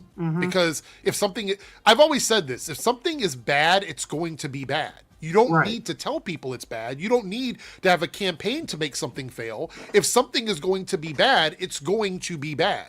Yeah. If Captain Marvel was a bad movie, it would have just been a bad movie. You don't need a million dude bros telling you it's going to be bad because people would have rejected it. That's the reality of it. When a bad thing happens, you don't need to manufacture how awful it is. For a good example is a movie that I'm sure maybe people are going to disagree with me, maybe not. Morbius is a good example, right? The movie was just basically rejected by the majority of the public. They were like, we don't like this movie. It's not good. We don't want to see this film. You didn't need people talking about how bad it was because it was just bad. Whereas you got a movie like Captain Marvel where it can make $1 billion and people are still telling you it's bad. Now, I never equate money to just the quality of a film, but you don't get to $1 billion without people going back and seeing it more than once. Right. Which means there were people seeing the movie and going, hey, I'm going to go back and see it again. That's how that happens. So once you reach a certain amount, there's no denying that people enjoyed it because they went back to see it a second time. They went back to see it a third time. That's how these movies, you don't get a $3 billion movie off of one-time viewers only. That's impossible. It's mathematically impossible. People are going back multiple times to see it. So the issue is we have this AstroTurf world where everything feels fabricated. And again, doing things like downvoting a trailer with bot accounts and stuff like that, all you're doing is telling me that you don't believe it's going to be bad. So you have to create a narrative that it's bad. And you're doing everything you can to create that narrative. So it happens quite often with these guys. I did see a couple of comments here. I'll also say, as for the Asian representation, my wife and I always joke around. We're always making the same joke. That if you need an Asian woman in a movie, you've only got 3 choices. It's Awkwafina, or it's Ming-Na Wen, or it's Michelle Yeoh. Yep. That's it. Those are your 3. That's the 3 they cast. Yeah, it's the same 3 people. Yeah. All right. So Big Fieldy here, a channel member for 2 months. 2 months. Let's go. Thank you so much, Big Fieldy, for being a channel member. I do appreciate it. Jay Bradley had to prove us wrong and bring up Lucy Liu. Thank you. I love Lucy Liu. I haven't seen her in a long time in anything, though. Shazam 2? Sorry. Yeah. Oh yeah, but I forgot about that movie. I forgot that movie even existed. Staggerforth, the 49 super chat. Could My Adventures of Superman and other W properties still air on Cartoon Network even if the split happens? I don't know. The only thing we know for sure is that David Zaslav will still be employed. That's the only thing we know because they went to the trouble of making sure that his contract is ironclad, that he will not get fired at any point, or So I think that there's a high probability that if Warner Brothers sells off bits and pieces, these DC shows will end up somewhere else, probably either Netflix or Amazon Prime, unless one company buys the entirety of their catalog. I could see Superman going to Prime, because right now it's actually not even on Cartoon Network. It's on Adult Swim. Right. So it's not even technically there due to rights issues around that time. So like they bought Batman. I could easily see them being like, sure, we'll take your Green Lantern show and your Superman show as well, because they're currently killing it in the like animation superhero part like departments. Because like obviously Invincible has done well for like forever now, and Batman has done very well, and it's not superhero, but like Has Been Hotel and like Hell of a Boss is doing like massive numbers over there. So yeah, I don't know. I could see it. Who knows? All right, let's do the other topic we have here because it is relevant to what's going on right now. No spoilers, by the way. I'm not gonna spoil anything. I haven't seen all the episodes yet. Same. Of Stranger Things, so no spoilers. I haven't seen any of them yet. I'm still on my rewatch of season 4. Yeah, I will give my thoughts, like quick thoughts about the first 2 or 3 episodes, but I'm not going to spoil anything. But I want to address this. Let me bookmark this as well. Whoops, there we go. Add to stage. All right, if you guys remember, I think it was like a month ago, maybe a little over a month ago, there were these rumors coming out that there was a lot of harassment going on behind the scenes between David Harbour and Millie Bobby Brown from an anonymous source that just decided that there was some sort of unspecified targeted harassment. We knew that it wasn't anything regarded to anything sexual in nature or anything like that. But apparently it was bad enough that there were formal things that were done behind the scenes to correct this. Then we got to see that there were some red carpet shots of them together, hanging out and all that. It kind of pushed a little bit of that away. And then this came out this week, this interview. It says, Stranger Things star Millie Bobby Brown on working with David Harbour in their season 5 scenes. It makes me want to bring my A game. And, please, there's more pop-ups from these. Right here, let's read this because I think it's really important to squash this once and for all. Considering we talked about the other bit, think it's important to talk about this bit. This is Millie Bobby Brown. David and I have a great relationship. We work really closely together in the scenes, and in preparing for the scenes, I am really excited for everyone to see the labor of love and hard work we put into the closure of our relationship and what it looks like and gives some of the fans. Especially for the Hopper and 11 fans, those scenes that I think are going to be quite impactful. I love it. It makes me want to bring my A game every single time I see that I'm on the call sheet working with him because I know he's bringing it right back. So here we go. Darren, remember, I don't know if you set out the stream or not, but we talked about it, where I said I wish that she would address this and like make it known that this wasn't going on. This is exactly what I wanted. Yeah. This is exactly what I wanted because it addresses the claims directly without bringing them up. She doesn't say, hey, there's these claims that he harassed me, and I can assure you it didn't happen. She didn't even do that. She just said that she loves working with him and that he makes her want to be better, in her scenes with him. Yeah. It always felt bullshit to me. Like from the very second I saw it, I was like, that felt weird. And also just like the timing of it coming out. Like you would think that would have come out around the filming of the project or maybe even closer to the press of it, but it was like kind of like in between it all. And like the premiere was about to come out. And the rumor leaked right before the season dropped. It was like around the time of the press and everything. Right. It felt like to me, and again, there was no source on that.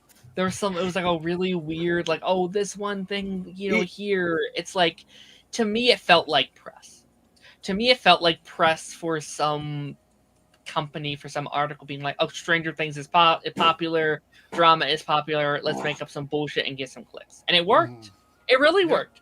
I've talked about this at least 5 times throughout all the streams that I've done, 5 or 6 times. Like, we were talking about it. It was a huge thing. And it sucks that anyone with a phone can just say shit. Like, we could just say anything, and then it's well. real. I said the accusation is all it takes, right? That's all it takes. And if she hadn't addressed this at all, every Marvel project he was attached to moving forward, they would have been like, well, he's an asshole. He harassed this young girl on set and everything. Right. That would have been the narrative going forward. And so I'm glad that she did this. Look, she didn't have to. But this benefits this show. It benefits the finale in December when it goes to theaters, and it benefits his career moving forward. Yeah. Joe, you have any thoughts on this at all? From like Hollywood, like if this wasn't cleared up, Marvel would have been like, well, maybe we'll kill off in Avengers or something, So it's very. I'm very glad that they've cleared this up. It coincided with the news. It came out in the news that he had cheated on his wife. Yep. And that's right here. Reed says around the time the Lily Allen album was dropped. Yeah. Right. So it's like, it almost sounds like the press was out to get him, or maybe somebody with a vendetta was out to, I'm not saying he didn't cheat on his wife. Whatever happened with him and his wife, that's another story. Yeah. But it just seems like there was blood in the water, and they were like, attack. Yeah. That's what it seems like. I don't know. Maybe I'm wrong. Yeah, I felt kind of the same way about it. And I've always said, and if anybody's watched me for any amount of time, if there's an actor or a celebrity or a musician or somebody that's done something awful, I'm not going to shy away from it and be like, I don't give a fuck. They can do whatever they want or whatever. I will address it directly. So it is quite possible when this news came out that it did happen. And I kept saying that. I was like, it is possible that this did happen. But the source that it was coming from, I believe, was like the Daily Mail or something. It was like some sketchy source that, were like, saying a bunch of things about multiple topics. And this is one of the things that came out. And just like with Jonathan Majors, just like, who else we talk about? Neil Gaiman, what else? Trying to think of anybody else. Kevin Clash. I didn't remember that. Kevin Clash was accused of, the P word.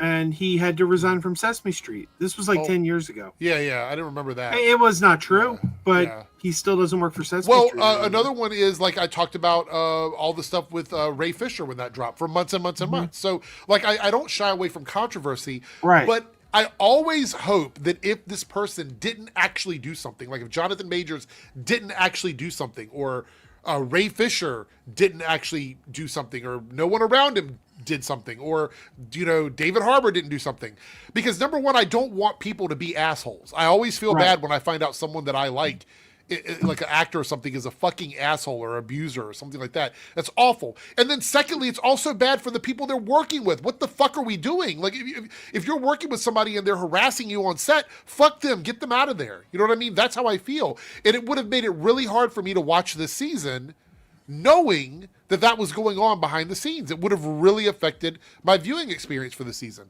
So I'm glad that I saw this article. I'm glad that I got this information before I even watched the first episode, because I'm like, I don't want to think about the fact that she's working with somebody that's harassing her. That would have not been fun. Mm-hmm. So here we go. Triboro here says Stranger Things season 5 is already a success. The Duffer Brothers don't need this type of bad publicity surrounding the last season. And then here Cody goes, there's a lot of people trying to boycott the show and telling you to pirate it. Yeah, this was all stemming around the fact that this was going on, Again, I'm not going to comment on what happened with Lily Allen and him, because that's a couples thing, just like with all the other couple drama. That is the stuff where I'm like, it's basically two parties saying what happened, and it's really hard to determine what was going on necessarily behind closed doors. But with this is something that would have been documented. All this would have been something that people would have been aware of. And so I'm happy about it. Now, let me talk a little bit about my thoughts on the show right now. I'm about 3 episodes in. I don't know how many they released total. Is it 3, 4, 5? 4. How many? 4? So we're 3 episodes in. We got one more. There was a slight time jump. I think it was 18 months, right? Isn't that the time jump? It was around 18 months, almost 2 years time jump. It's really hard to ignore that some of the actors look way too old for me. I'm trying my best to not let it affect my viewing experience, but a couple of them look much, much older. And look, it is campy because back in the 80s and 90s, they would cast adults to play teenagers. So that part is funny, but it's very jarring for me when they do the flashbacks and you see them like one season ago and they look significantly younger than they are now. That's a little jarring for me, right? I'm not going to lie. A little jarring for me. Overall, though, I am enjoying the season so far. I'm liking what they're giving us. I like the mystery. I like the story. I do like that we're getting some closure. There's some introduction to some new stuff that's happening, some new characters. All of that, really good to me. The age thing is taking me out a little bit. But yeah, that's my thoughts right now. And I will give my full thoughts on Monday after I watch the 4th episode. Do you have any thoughts at all, Derek? Because I know, Joe, you're not there yet. So yeah, hopefully tomorrow we'll get to it. Well, probably not, because that season finale of season 4 is 2.5 hours long. Yeah. No, I'm loving season 2. I'm doing like one a day right now because I love the show. I'm pacing myself. I don't want to be done with them immediately as soon as they drop, like I typically do with the show. But no, I'm adoring the season. I think this has been a really, really strong season. It's a season, without spoiling anything, that's really homaging back to that first season. I think the last couple seasons have really tried to try new things, get a different tone, get a new style, which I have loved. This is a season being like, let's go back to that season 1 vibe, and they do a thing that is like trying to emulate the season 1 formula in a very interesting way. It's like, aha, I see what you're doing here. I think the characters have been really strong. Some of my favorite stuff for some of these characters in a minute. Yeah, no, I'm loving it. Again, I've only seen the 2 episodes. I'll probably do 3 and 4 tomorrow. But no, I'm loving it. I've already even spoiled for episode 4. I've heard the big thing. Oh my god, I haven't heard, so don't say it. I will not. I will not say, but I've heard things. Literally, we're watching it first thing tomorrow, so that'll be good. So Lone Wolf, I looked at what you sent me. A couple of those topics we covered on Monday. So if you want to hear my thoughts on the Fantastic Four stuff with Rob Liefeld and everything, go to the Monday stream. We covered that on Monday. But there is one thing you shared that we will talk about very briefly when it comes to Star Wars. So we'll look at that. Cody here with a $5 super chat. Thank you, Cody. Had COVID and the writer's strike not happened, this would have been over already. Yeah. Yeah. I mean, there was... Well, I mean, okay. I actually do think the age thing gets blown a little bit too much for my thing. But, like, it's been 10 years. It's like, okay, they had, a fire on set in season 2. They had COVID. They had the writer's strike. Also, these actors are busy, right? David Harbour is a Marvel star. Millie Bobby Brown has a giant contract with Netflix. She's always filming something for them. She did 2 Godzilla movies, too. 2 Godzilla movies. Finn Wolfhard did two Ghostbusters and 2 It's within the span of this show over the last 9 years. So, like, this cast is also just busy, right? And I think you also have to take in order how big these seasons are. It's not like, filming like Gilmore Girls. They're filming like 4 movies a season, relatively. I will say there's an easy fix for that, though. Yeah. Time jump a little bit further. Go like 3-4 years so that they're not still in high school. You know what I mean? I think you want the high school vibe a little bit, though. Like, I don't know if you want them in their, like, mid-20s, and they got mortgage payments. Well, no, I don't want mid-20s. I mean, like, 18, 19. Make them, like, 18, 19, somewhere around there. Like, I mean, I think they kind of are, aren't they? Like, aren't they around, like, 17? I think they're supposed to be seniors in high school.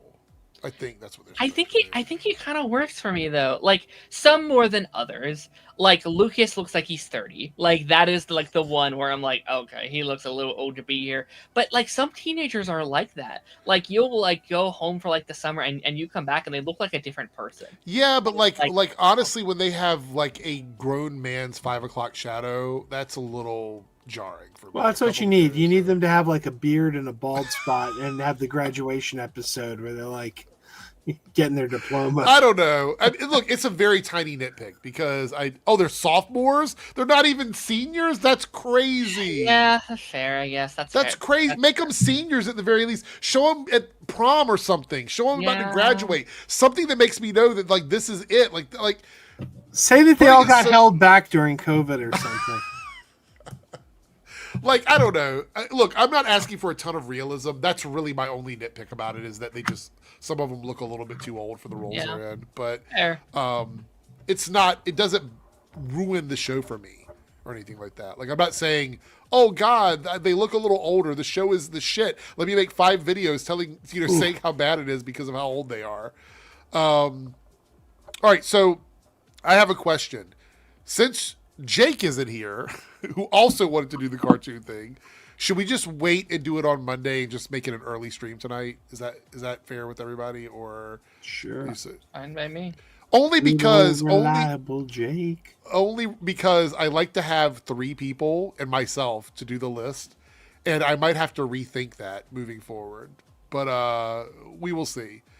All right, so the last topic that I had in my notes over here, and then we're gonna do the one thing that that Lone Wolf sent over, was Zootopia 2. So Yes. let's talk briefly about this because I know this is Joe's favorite franchise. So we're gonna. Do you not like it, Joe? I mean, it's fine. It's fine. I just don't think it's one of the better Disney movies in recent years. I think Wreck-It Ralph and Big Hero 6, I think those are better. Yeah. Okay. So Zootopia 2, the opening and early box office has been extremely strong. Day one global totals of 81 million in China, pushing overall to 100 million very quickly. China day one presale numbers reportedly very large. Let's see here. Thanksgiving projections put the film on track for a huge 5-day global debut. The original Zootopia, I didn't realize this, ended with over $1 billion worldwide. It was over $1 billion movie. Yeah. It says here that Zootopia 2 shows an even stronger Chinese appetite early on, with some analysts projecting China could be among the film's highest overseas market. Zootopia 2 is tracking for a much faster China start than many recent U.S. animated projects. And here we're going to read through the tweets. Let me get over to that. It's in a different window for me.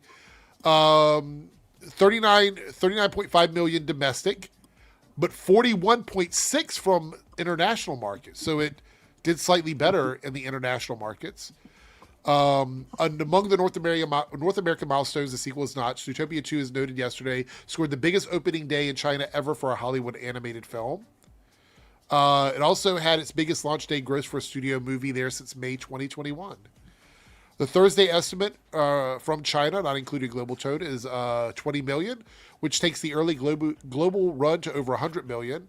Korea added an estimated 1.1 million on Thursday for a total of 2.84 million. This is going to be a big movie. What do we think this is going to do? Do you think it's going to reach $1 billion, Darren, Joe? I think it makes a billion. No, 100%.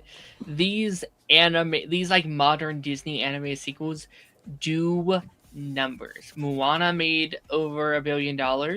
Inside Out 2 made over $1 billion. Toy Story 4 made over $1 billion. And it's Christmas. It's Christmas season. It's a low point. Like there's not like again, Avatar's coming out and stuff like that, but there's not a lot right now. And I think it's going to obviously do well for the remainder of this month. And I think we're going to see very similar numbers that we saw with Moana 2 this time last year, where each week it never quit. People kept Columbia going, Rican is going, talking about kept the going. economy too. Yeah, things are not great. We just got out of that shutdown that took a lot of money out of people's pockets, and they're going to be real selective. But I think it's really strong international. And then Anthony here talks about how well it's doing overseas because it's very popular over there. I think animated films around animals typically do really well outside of the U.S. So there's that. It's also just such a brand thing at this point. Like, again, this is one of their more popular modern IPs that Disney's had for a minute. I think people often underestimate the Disney IPs, and they're like, "Oh, it's just a Disney movie, whatever." They have a very strong audience that aren't typically the people that are like on Twitter or that are doing this stuff, like those family audiences are for these iconic characters are massive. It also helps that it's a well-received movie, right? Moana 2 was kind of mixed in the reviews. This is one of their and highest. it still did $1 billion basically. So 100%. This one people love. I've seen I don't know if I've seen any, or maybe one or two, but like negative receptions on it. Like best people movie since love Avengers this movie. Endgame. Come on, Jaybird. Well, and that's the thing here. The Frozen movies and Yeah. Zootopia, Yeah. the first Zootopia, hmm are by far the most popular and successful. And I'm not counting Pixar, just Disney branded. They are the most successful Disney films of recent years, Frozen Moana. and Zootopia. Now, you had something like a Moana, which came out and was not nearly as successful, and then became incredibly successful on streaming. And then Moana 2 came out, and Moana 2 was a $1 billion film. So when a film like Moana that wasn't even that successful in its original release can put out a $1 billion sequel, Right. when you got a film like this that was $1 billion from the get-go, First time, yeah. this is going to be huge. Yeah, no, you're 100% right. And like it also just markets to literally everybody, right? Like you have like my generation of people who grew up on this movie. Like we watched this in history, like in like school on like a like a movie day. You have parents that are taking their young children to go see it. There are older people that were like maybe they want to go see a movie but they don't quite know, like they're not gonna go watch Avatar. They're probably not gonna watch SpongeBob, but this cute little animal movie, yeah, they'll go watch that. Like I think this is a movie that anyone can watch, anyone can enjoy. And also about the homework thing, even though this is a sequel, I don't know if either of you have seen it. You don't need to see the first one to watch this movie. I haven't seen it yet. We're going to see it. I haven't seen it yet, but I did watch the first one though, so I know what happened. But yeah, Mr. I love this name, Mr. Quacks Hard. Happy Thanksgiving. Great name. Great. Has he been here before? That is a great name. No, but it's a great fucking name. Yeah. Look, I love Zootopia. Seen it many times. This is my avatar. Great. Yeah. Which I will say, this is my favorite. I don't understand. What do you not understand? Wait, Serenity says, I love Zootopia. Seen it too many times to count. This is my avatar. But the avatar has nothing to do with Zootopia. No. This is my avatar, as in this is Serenity's avatar movie. Like this is the movie that Serenity. Oh, I got you. I got you. I'm yeah. looking at the picture and I'm like, but it's not your avatar. Gotcha. No. That's not what you were talking about. Anyway, we had one other thing here. Where's it at? From Lone Wolf that I did think was interesting enough to just chit chat about for a moment. It is Star Wars related. Yeah, I got you, Serenity. Don't worry. Columbia Rica says definitely we'll be watching Zootopia too. And Chris says that's what Joe's talking about. I was talking about it. I think so. All right. And here we go. This is Hayden Christensen. Says his favorite Star Wars film from the original trilogy is The Empire Strikes Back.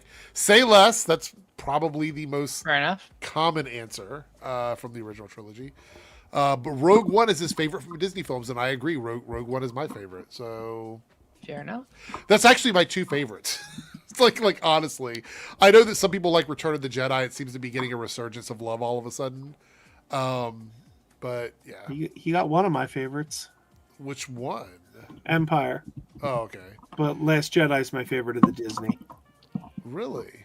Yeah. In fact, Rogue One. I like Rogue One. Don't get me wrong. I like Rogue One. But Rogue One was my least favorite Disney film until Rise of Skywalker replaced it. Well, I like Rogue One because Rogue One to me, out of all of them, and it's probably because of where it's placed, felt the most like something that came from the original trilogy. Like just the general aesthetics of that film. Like the technology, the vibe, the cinematography, it all felt like it came from that era. And I think that was done on purpose, obviously, because of where it was placed in the timeline. Although I will say Solo is fun. in a Bubble. I like that movie. I think it's a fun little I like. do adventure love film. Solo. That's it. No, Darren, do you have a favorite from either the original trilogy or the modern Star Wars Give films? me the Phineas and Ferb Star Wars special. Not the holiday special, not the Star Wars Christmas special. Yeah, Earth So Days good. are pretty good too. I mean, I like Emperor Strike Back. I think is my favorite in general. I'm very casual Star Wars, so like, Yeah. I'll kind of take whatever with them. Yeah.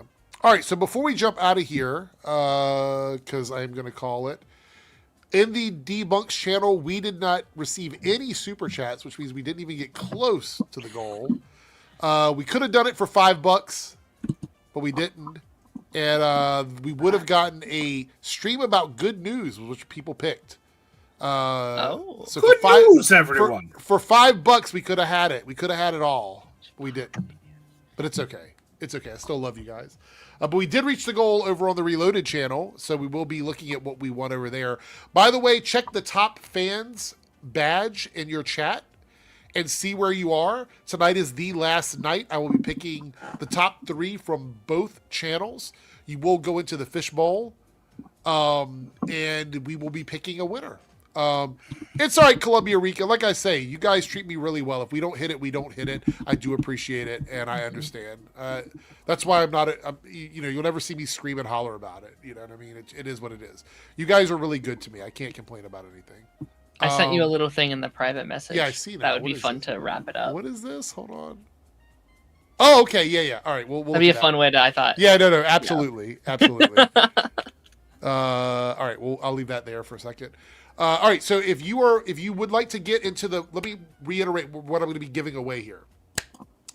You'll be put into the fishbowl on Monday. We will spin the wheel, and it will land on one lucky person.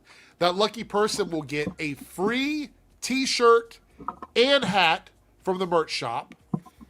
I will sign it if you want, and I will even reach out to Paigey and get Paigey to sign it if you want. So if that's what you would like, we can do that. All right. The third bonus is one of two things. You can either join me as a guest on a special live stream in 2026. So if you want to do that, you can. Or the other option is I send you exclusive artwork that I made. That is very cool. This is a paint on. It's acrylic on canvas. I will sign this and send it over to you. It is original by myself. It's been sitting behind me for a little while now, and I haven't decided what I want to do with it. So we're gonna give away some DJ Errick's Reloaded, Eric Debunks artwork if you want this, or you can be a guest on the show. You can make me hold on to this if you want, but if you want this, you'll get this instead. And if you don't want that one, I'd even be willing to paint like a different one for you. It looks like Grant Gustin. So, shocker. It does. Shocker. Yeah. I mean, that's what I kind of based it on. So, anyway, it wasn't great. I didn't try to do one for one, but it definitely was. I never knew you were an artist. Oh, you didn't know that? No. It's very good. So we have 2. So Latin Shark or South Texas Shark has 2 of the 5 super chats now in the Debunks channel. So three more dollars, and we hit the goal over there. So trying to come in at the end for that good news stream. I'd love to do a good news stream. I have a lot of stuff I'd love to talk about. All the victories that have been achieved for sure over there. Let's see. We did get a. Let's see. Pull these up on. So there we go. Thank you, South Texas Shark. I do appreciate you. We did get a $5 on the Reloaded channel. We got a $5 super chat from Lone Wolf.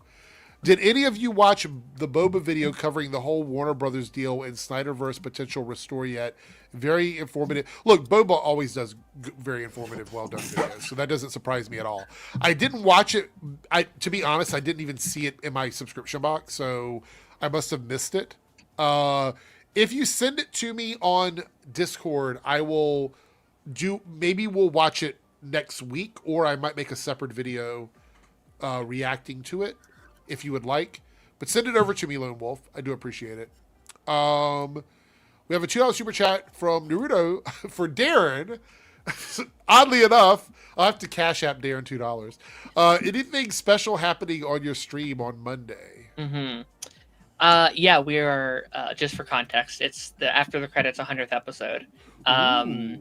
So yeah, we are just ranking every show we've ever covered on that show, which I think is like What? it's like 40 odd shows I think over the 2 years or so. So yeah, That's pretty that's crazy. very fun. And then if anyone wants us to do anything else, just message me. We'll try and make it work. Just go in and super chat and tell him to like watch hour-long videos. Go like $5. Watch this one video quick on your stream. It's an hour long. Go do that. So we reached the goal, concerted effort with Columbia Rican and South Texas Shark over on the Debunks channel. You guys are amazing. I honestly wasn't trying to like have that as a thing, but I do appreciate you guys so much. Columbia Rican here with a super sticker of a dancing fruit. I don't know what it is, but it's some sort of dancing fruit. But thank you so much. I do appreciate it. And we have another super chat from Lone Wolf, $5 super chat here. Yeah, I'll DM it to you on Discord. It came out 2 days ago. I don't know how I missed it. Joe's sharing something we'll look at as well. But yeah, so send it to me and chat. Let me know right now. I'm not going to do a poll. I just want you guys to let me know. Would you like for me, because Boba enjoyed when I did it last time, would you like for me to watch it and give commentary on it on video? If you would, I will record that and upload it to my Reloaded channel. Let me know. Lone Wolf, let me know what you think too. I would appreciate it. So let me intro that before you share it. Yeah. Go ahead. Oh, you ready for it now? Yeah, go ahead. Okay. So you shared the painting you did. I've mentioned it before. A lot of people know, I think, especially if you watch my Adventures channel. My best friend is Dave Perillo, and he's a pretty well-known pop culture artist, very popular in Disney circles. But most of his art is digital prints. He doesn't do much paint on canvas. Right. But I do have one of the few Dave Perillo paintings that exists. He gave it to me as a birthday gift 20 years ago, and it's been hanging in my bathroom for 20 years. Oh. So that is what I shared. So I can show you guys, I started a sketch before we look at this, because you guys didn't know I drew or whatever. I'm doing a Wolverine sketch that I'm going to like fill in color there. I hadn't finished it yet though. Cool. But I can even sit here on stream and do a drawing for you guys. So I'll pull up this picture here. Wow. Okay. Rats, I'm all out of toilet paper. That's too funny. That's been sitting, hanging over my toilet for 20 years. Oh, that's actually at your house? Yeah. Oh, okay. That's cool. So Darren sent something over. I did have it here. And let's do this. Are we watching the video, or you just want me to pull the list up? Oh, I didn't know there was a video. There's a video attached, but it's just clips from each project. Oh, okay. Then yeah. So, you don't have to, all right. So here it goes. It says top 10 most rewatched movies over Thanksgiving weekend, according to Just Watch. Now, this is funny that this is number one. I know I'm jumping ahead, but that's literally what Joe and I talked about on his stream about being probably the most popular one. But Addams Family Values, The Last Waltz, Dutch. Isn't that the movie about the dog? No, that's the one with Ed O'Neill and Ethan Embry, where he's dating Ethan Embry. Ed O'Neill's dating Ethan Embry's mom, and he like has to help transport him home for the holidays. So, which is odd because years later they played police partners on the revival of Dragnet. So we have Harry Potter and the Sorcerer's Stone, The Wizard of Oz. Interesting. Probably because of Wicked this week. Charlie Brown Thanksgiving, The Hunger Games. I got to call BS on Charlie Brown Thanksgiving, not a movie. They still consider it a movie. Yeah, but no, it's not. It's a short. Wicked, obviously, because Wicked for Good is out. Knives Out, because Joe went and saw a movie that I can't wait to see from that franchise. And Planes, Trains, and Automobiles. So there we go. I'm shocked at the lack of Spider-Man. Oh, really? The first Spider-Man movie takes place on Thanksgiving. By the way, I messaged on Blue Sky that I was going to see Wake Up Dead Man, and 3 people liked my post, and one of them was Brian Johnson. Really? Yes. pretty cool. So, any other surprises on here or anything like that? Like No. I guess Hunger Games was one I wasn't expecting, but I guess I kind of get it. I guess that kind of has that fallish vibe. Wizard of Oz makes sense because of Wicked, obviously. Yeah, pretty straightforward. I just thought it'd be fun to like wrap it all up. That's his Thanksgiving. Cool. So, just doing a quick sketch. I'm a very fast drawer when I'm not doing a lot of detail.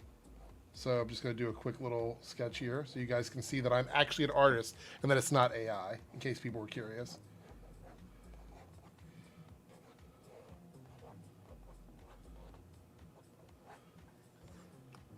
So I'm going to do a character that the head's going to get cut off because I did not look at the top of this when I was doing it. I did it much too large for the picture. But anyway, so we'll do this here.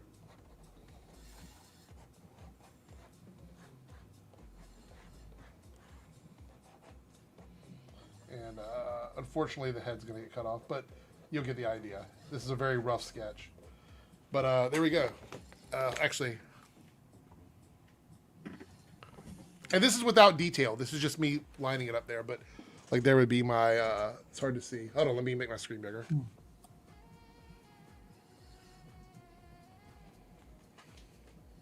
Very nice. Anyway, it's not the best, but it's a quick. That was like a 1 minute outline. Anyway, I do a lot of stuff. A lot of the paintings here, like this one, is one of our paintings. There's a Silver Surfer back there. That's one of our paintings. I don't know if everybody's seen the Silver Surfer one or not. I used to have it on the wall. I think maybe Darren has seen it. I don't think Joe has ever seen it. But, whoops. I want to make my own comic book eventually. That's one of my goals. I'll show you. Let me show you guys the Silver Surfer one in case people haven't seen it.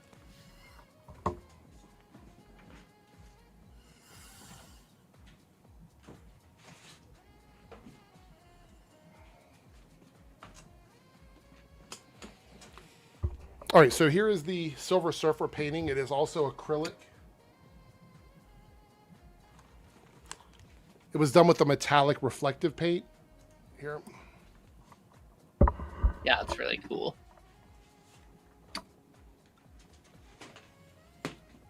And then we have a more classic Flash that we worked on here, which is the one that's behind me. Right here. And this is done with the black light paint with silver. I mean, gold on the boots, not silver. Oh, that's nice. So, anywho,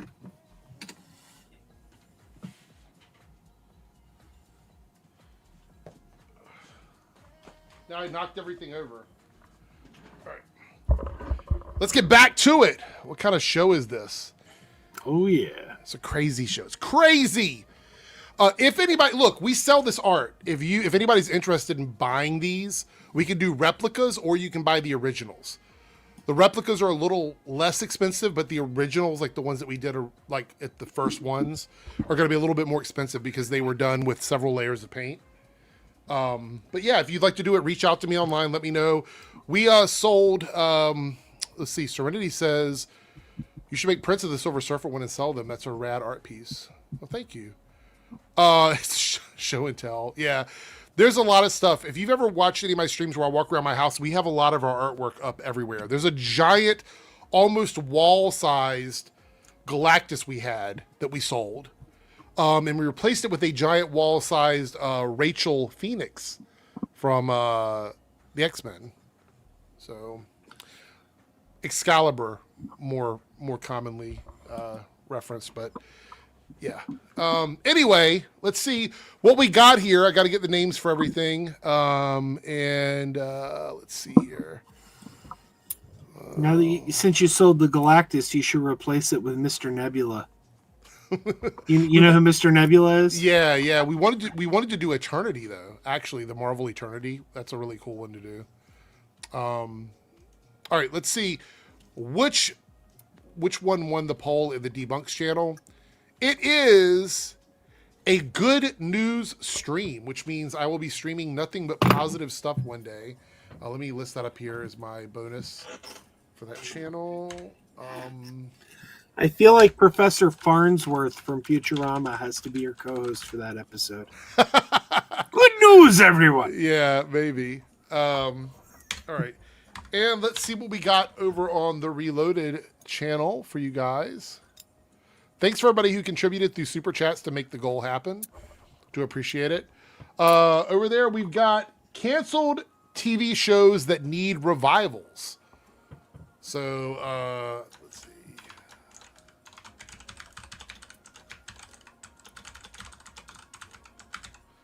There we go.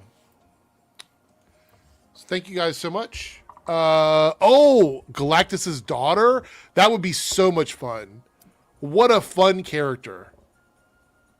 I've seen some good cosplay of her as well. So, Columbia Rican. I'm not reading that on stream. We're saving that because it is going to be a race for that. I'm pretty sure it's going to be a race for that one. I'm almost certain. I haven't seen it. You haven't seen Firefly? Did Nope. you ever see the movie Serenity? Nope.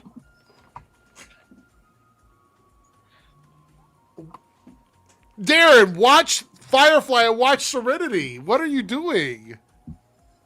Haven't seen them. What are you doing? Sorry. They're both really good. You must Very good. must learn the glory that is the Whedon. Well, I don't know about all that one now. I don't want to watch a show just to be pissed like everyone else that's not coming back. No. Well- The show goes into the movie and gives it like a sort of wrap up in the movie. Oh. Kind of reaches. Okay, Yeah. all right, fair enough. Yeah. You could continue the show on beyond the movie, but Okay. the movie sort of continues where the show left off. Okay. So All right. Jay Bradley says you can have the good without the bad. So is he saying you could take the good and take the bad and take them both, and there you have the the facts of life. Yep, absolutely. That's gonna date us. By the way, last night, let's see if anybody in the chat gets this. I'm not gonna say where it's from. I'm just gonna tell Joe and see if Joe knows, because if Joe doesn't know, then I'm really out on a limb. But I got a gift, right? That I wore last night to work. I had a gig last night. No one knew what it was. It was a T-shirt that said Gordon Gartrell, established 1984, with a picture of someone named Theo wearing a shirt that his sister made. Oh, Cosby Show. Why did you say? I said don't say it. Oh, Like, I thought you said say it. I think you said I was the only one that was going to know. Yeah, but I said don't say it. I want to see if anybody else knew it. All right, Yeah, all right. It's okay. Sorry It's too about late. that. It's all right. No, it's the Gordon Gartrell. Like he wanted that shirt and it was so expensive, and his sister's like, "Oh, I can make the same thing or whatever." And then it ends up being. Let me show you guys what the shirt is because it's awful. Let me see. This is the shirt. So it's kind of a meme thing. Let me see here. And then we're gonna jump out after that. But yeah, here it is. Now I know that Bill Cosby is off limits, but Theo is not. And I love this shirt. It's so funny. So this is the Gordon Gartrell shirt here. So you actually had the shirt. No. It's a T-shirt that has these colors and the image on it says Gordon Gartrell established 1984, I believe. Is what it said. But yeah, the joke is that all of his friends at school would be super hyped if he came in wearing this shirt from Gordon Gartrell, and it's too expensive. He can't afford it, so his sister decides to make it for him, and this is the shirt that she makes for him, and it's hilarious. I remember that episode. Yeah, one of my favorites. It's tough though, obviously, going back and trying to watch the show after everything that's happened, but it is what it is. we need the Connors of the Cosby Show. Cosby, yeah. The Huxtables, where everyone comes back, but Cliff is dead. Unfortunately, and I say this with respect, unfortunately, Malcolm Jamal Warner died, so that doesn't really work. Yeah, it really does suck that like such a good show will always be tainted by its name of the show. You know what I mean? Like, I think if his name wasn't inside the show, you could argue like, oh, you could still enjoy that show, but Do you want to know what one of my pet peeves is? We're getting back into my weird mind Oh here. no! Oh no! One of my pet peeves is that the Connors, Roseanne ended, and they do the Connors, and they called it the Connors season 1. And I'm like, why is this season 1? This should be season 11. It's the same damn show. You just wrote a character out. Yeah. You just because if you remember, and again, you and I are probably going to be the only two that remember this. There was a show in the 80s called Valerie. Yeah. That starred Valerie Harper. And in season 3, they wrote Valerie off. And they killed her. And the show's title changed to The Hogan Family. And Sandy Duncan came in as the aunt and replaced Valerie. But the show was called Valerie. Then it was called The Hogan Family. But it was still season 3. And the next season was season 4, season 5. The Connors essentially did the same damn thing, but they went back and renumbered it season 1. Why? Why, I ask you? I don't know. probably just marketing reasons. Like, it's just a lot easier to just be like, It's clean also- slate, new But it's thing. also a renegotiation of contracts. They have to renegotiate. I was gonna say for money the as show. well. Yeah, like you can pay them a lot less if it's a season 1 comparatively to a season 11. All right. So I This went is the through stuff the. that bugs me. This is my crazy mind. This is the stuff Yeah. that drives me crazy. Go on. No. I was gonna say I went through and I wrote all the names down for the top 3 in both of the debunks of the Reloaded channel. I want to thank everybody for participating this month in the contest. I do appreciate it. All of your hard work is in there. We got a bunch of names. I'm going to put them all on a wheel, and we're going to spin that wheel on Monday, and we will find out who the winner is. And that winner, again, will get a t-shirt, a hat, and either a piece of art from me or a guest spot on one of the streams. So thank you guys so much for doing that. Multiple people that have won multiple times will be listed on the wheel in different slots, and that way we'll be able to give them, you'll get more opportunities for all the wins you got. So there we go. We'll try this again in January. So if you didn't win this time, a new contest will start in January, and we'll do something a little bit different. We might not use the top fans. I might do some other metric. Maybe we'll do that thing that Joe has, whatever that website is with hashtags on it, to try and run a contest. But we'll see. Anyway, thank you guys so much. I hope everybody had a great Thanksgiving. Thanks for hanging out with us tonight. I do appreciate it. Thanks, Ronan, for being here. He had to head out, but make sure you guys go over and support Ronan's channel. Check out Darren's channel. He's going to be doing his 100th episode on Monday. What time Monday. or what time is that going to be? Either 8 or 8:30. Yeah. Okay. All right. What time zone? EST. Okay. Yes. Okay. All right. Always So make forget sure you go over and turn on notifications for Darren's channel so you will find out when he's going to go live. Thank him for being here and spending his late night Thanksgiving with us. Also, Buzzed Joe in the building, who is hanging out with us as well. I think that wore off like an hour ago. to Yeah, be it was honest. funny in the beginning. Very funny. But go check out Crazy Joe's concession stand, who is upping his game. His thumbnail game is getting ready to go through the roof. So go over and check out all of his videos. Hashtag Buzz Joe. That should be your hashtag for your. I giveaway, released so. 3 new movie reviews today with my new hashtag format. Now, I'll say this. My wife looked at them and was like, I don't get it. What's the difference? And I'm like, Well, we'll see if anyone else notices. we'll figure it out. Anyway, on Monday, I will be talking about Stranger Things. We'll probably do like a little mini review of Stranger Things since people have several days to watch the first 4 episodes. Joe's been drinking again. Yeah. But yeah, so join us on Monday for the Nocturnal Nerdcast. Come in after you go check out Darren's stream. You can jump on with us and have a chat. Again, Stranger Things will be the focus. And if we have enough people, we will do the game. If we don't have enough, then I will start swapping the list to the beginning of the stream when people tend to be here before we get into our topics. So there we go. Thanks, everybody, for hanging out. Have a great holiday if you celebrate. If not, hope you had a great day. And we will see everyone next time. Take care. Hey there, if you're seeing this, that means we have reached the end of the stream. Thanks so much for your continued support with comments, likes, subscriptions, super stickers, and super chats. I just want to give a special shout out to all of the channel members who have contributed to the success of this channel with paid tiers. On the screen, you will see your name displayed as a signal of appreciation from myself and the channel. If you would like to see your name on this list, consider selecting a tier with the join or plus button depending on your platform. Thanks again, everyone. Let's hang out soon in the next stream, and I'll see you then.